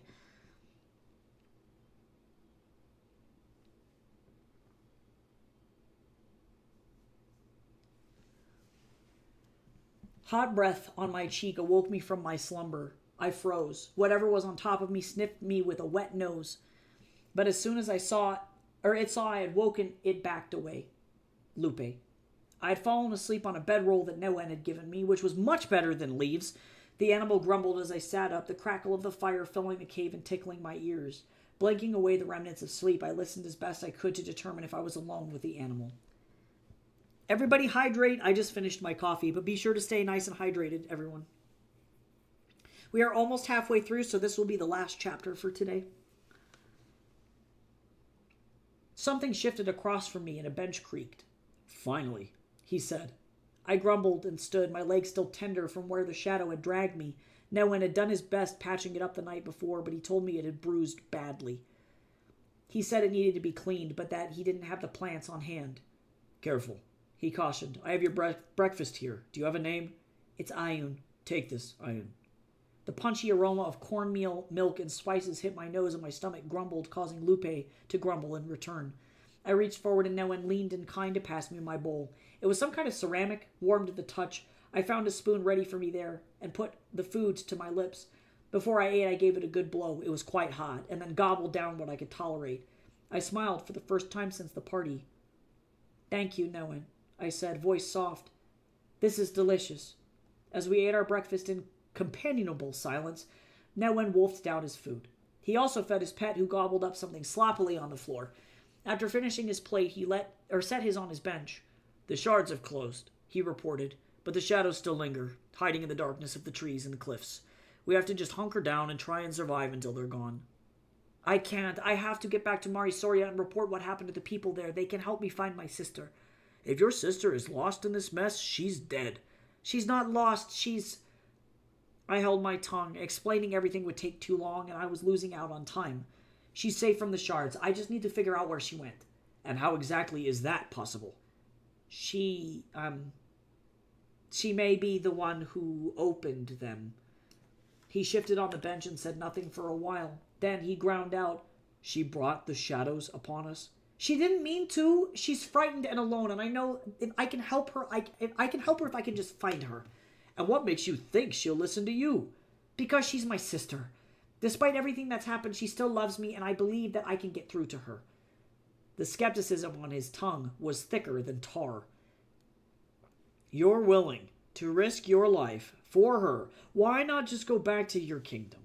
I'm willing to risk everything for her. She's the only family I have left. I can't just sit back and do nothing while she's out there alone. The longer she's unstable, the more my kingdom suffers. Also, thank you for that 5-stream streak, Gabriel. After clearing his throat and standing, he moved in front of me and froze there for a moment. Then gruffly he huffed. Your plate? Oh, I stammered and put my bowl out in front of me. You're planning on going out there by yourself? He put his hand on the ceramic but did not take it, the two of us holding onto it in a temporary tug of war. I don't have anyone else. You're going to get lost. You could get taken by the shadows.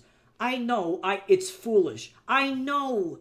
I stood and threw the bowl to the ground. Fortunately, it didn't sound like it broke. I would not be talked over. It doesn't matter. I'm going to do it or I'll die trying. He sighed, picked up the bowl, and then left the cave. The door closed behind him and I was alone for a moment with the animal. He slept peacefully on the ground, undisturbed by my antics. I rubbed my eyes with both hands, fingers going in circles over my eyelids. He had a point. If I went out there alone, I'd die. When the door opened again, Newen returned. I slumped down onto the bench and gnawed on my lip. I'm sorry for throwing your bowl. You chipped it. I'm sorry. I passed my hands over my eyes, rubbing the corners of them. Despite having slept, apparently I hadn't slept well. The weight of everything piled up and my stability felt like a frayed piece of string underneath it. I shouldn't expect a child to act any differently under stress. He spoke with the authority of a parent, and I didn't appreciate it. I'm not a child. The lack of confidence in what I said, I was sure, changed nothing. You act like it.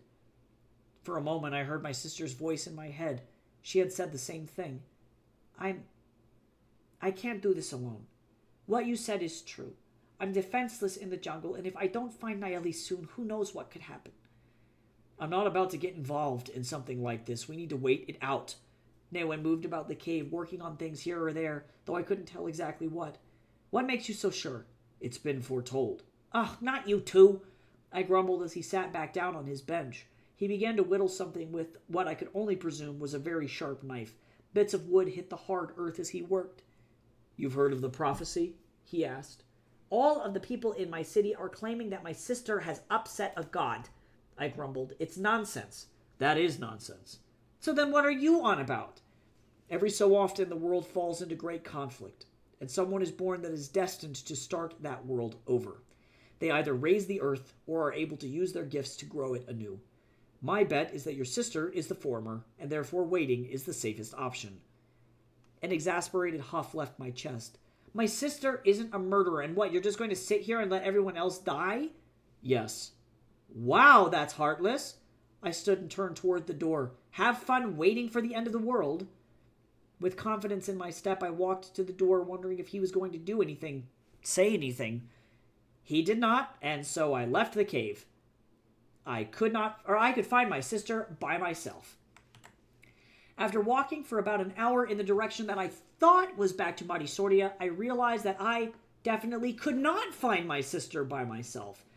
In frustration, I slumped down onto a log. All these trees were exactly the same, and even though I had been walking straight for what felt like forever, I couldn't find my way back home. Yona and I must have walked further than I thought, and we had ended up deep in the jungle. I hung my head in my hands, knowing full well that without someone like Yona to help me, I was stuck. You didn't get very far. I jumped out of my skin as someone spoke next to me. Newen. You can't just do that to me, I barked. If I'm able to sneak up on you like that, so can everything else. Did you just come to rub it in? I found your friend. Yona? I jumped to my feet, my stomach flipping. Alive? He took a sharp breath in through his nose. Unsure. I found a trail of upturned earth. I believe they must have been holding on to something quite heavy. It created a deep gouge in the ground where they were dragged. Their shield. Unfortunately, Lupe couldn't get a good scent on them, so I'll need to go back and look over the scene with my eyes. I just thought I should let you know. Lead the way. If we can find them, then they can take me back home. We hustled through the jungle. I followed Newen's footsteps as well as I was able. He moved with expertise over the jungle floor, and I felt like a fish out of water toddling along behind him. Every footfall I made crunched with leaves, sticks, and whatever else was beneath my sandals. I wouldn't have stood a chance. When we arrived at the place where Yona and I were separated, I brushed my fingertips against the ground, feeling the rough textures of disturbed soil and broken branches. It seemed like they held out for a long time, I whispered, my voice trembling. They were taken right here. Newen knelt down beside me, his fingertips also working diligently as he scanned the earth for clues. The signs of the struggle are apparent, he murmured. Footprints and drag marks. They were definitely taken by the shadows. Did you feel the shaking in the ground earlier? I nodded, blood draining from my face. Yes, it was hard to miss. Posture check, everybody set up straight. Is this character's cosmology based on Aztec cosmology? Like the world being destroyed and recreated in the past. Very loosely, it's also partially based on like broadly indigenous American cosmology. That's like the background that I have as like a Chiricahua and like Dene person. So wouldn't say that I'm pointing it directly at specific Mesoamerican religions, but more broadly like Mesoamerican and North American cosmology broadly. But yes, this whole thing is like very like Mesoamerican inspired for sure. And Newen as a Tlaán like native, I imagine he's like Mexica or Azteca.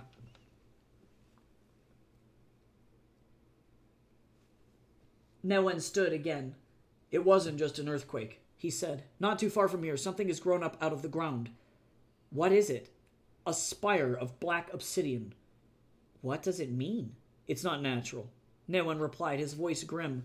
That spire, it exploded out of the ground. Something powerful and malevolent has been awakened. I pulled my cloak around my shoulders. Do you think Yona was taken by whatever caused that spire to appear? There's a huge chance. These drag marks lead in that direction. The shadows are likely connected to the spire. He paused, taking a moment to survey the jungle. There's a high probability that they did not survive. We need to follow these tracks, I asserted. I can't leave Yona to whatever those things are. Newen hesitated and shifted. He shifted where he stood. Ian, this is dangerous. We need to be prepared for whatever we might encounter. These creatures that come from places like that spire are not to be taken lightly. I understand the risks, Newen, I said through gritted teeth. But Yona risked their life for me. I can't abandon them. With a sigh, Newen nodded and fiddled with some of his gear. Whatever he wore rattled and rustled, metal and leather. Very well, he said, taking the lead. We follow the tracks, but we stay alert and move cautiously.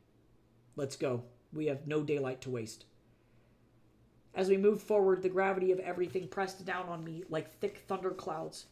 A black spire, where had it come from? When it burst from the ground, had it caused the earthquake? No matter what, it became more apparent based on the marks that Yona had left that we were headed in the same way. Or let's see. Actually, that's an ass sentence too. Bye. No matter what, we couldn't head back now. The jungle around us seemed to close in, the dense foliage and twisted vines creating a maze for my feet. The air hung thick with eerie silence, broken only by the occasional rustle of leaves and distant calls of birds miles away. I kept my ears tuned to every sound. We couldn't afford to be ambushed. Newen's tracking skills proved invaluable as he led me, his animal never too far behind. It panted as we trekked along, never leaving Newen's side.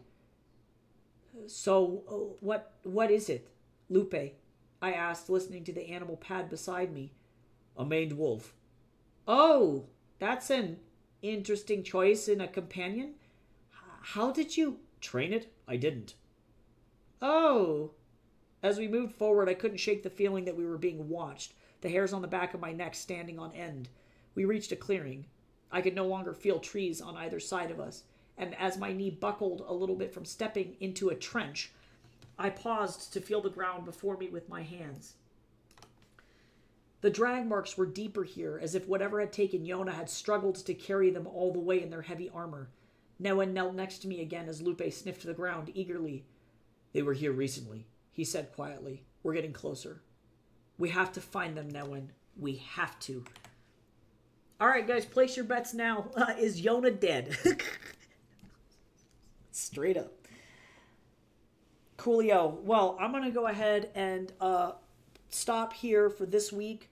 We'll be back to doing this again on Tuesday next week, and then that'll be effectively just like all the edits that I'm going to do before I chuck this thing into its publishing cycle as well.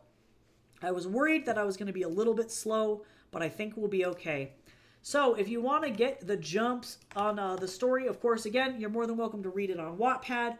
If you go onto Wattpad, you can read every little piece of it. And what's cool about Wattpad is if you like it, you can hit this little star button up in the corner. Oh gosh, you guys can't see it. This one, it's the vote button. Boop. And it'll bump up my stuff in the algorithm. It's like giving the story a like, effectively, so you can see how many votes the story has. So this thing in particular, some people really like it, so that's cool.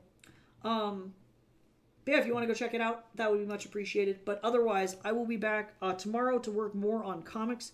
So I hope everybody has a good rest of your day, nice and restful, and I will see you all soon. Bye-bye.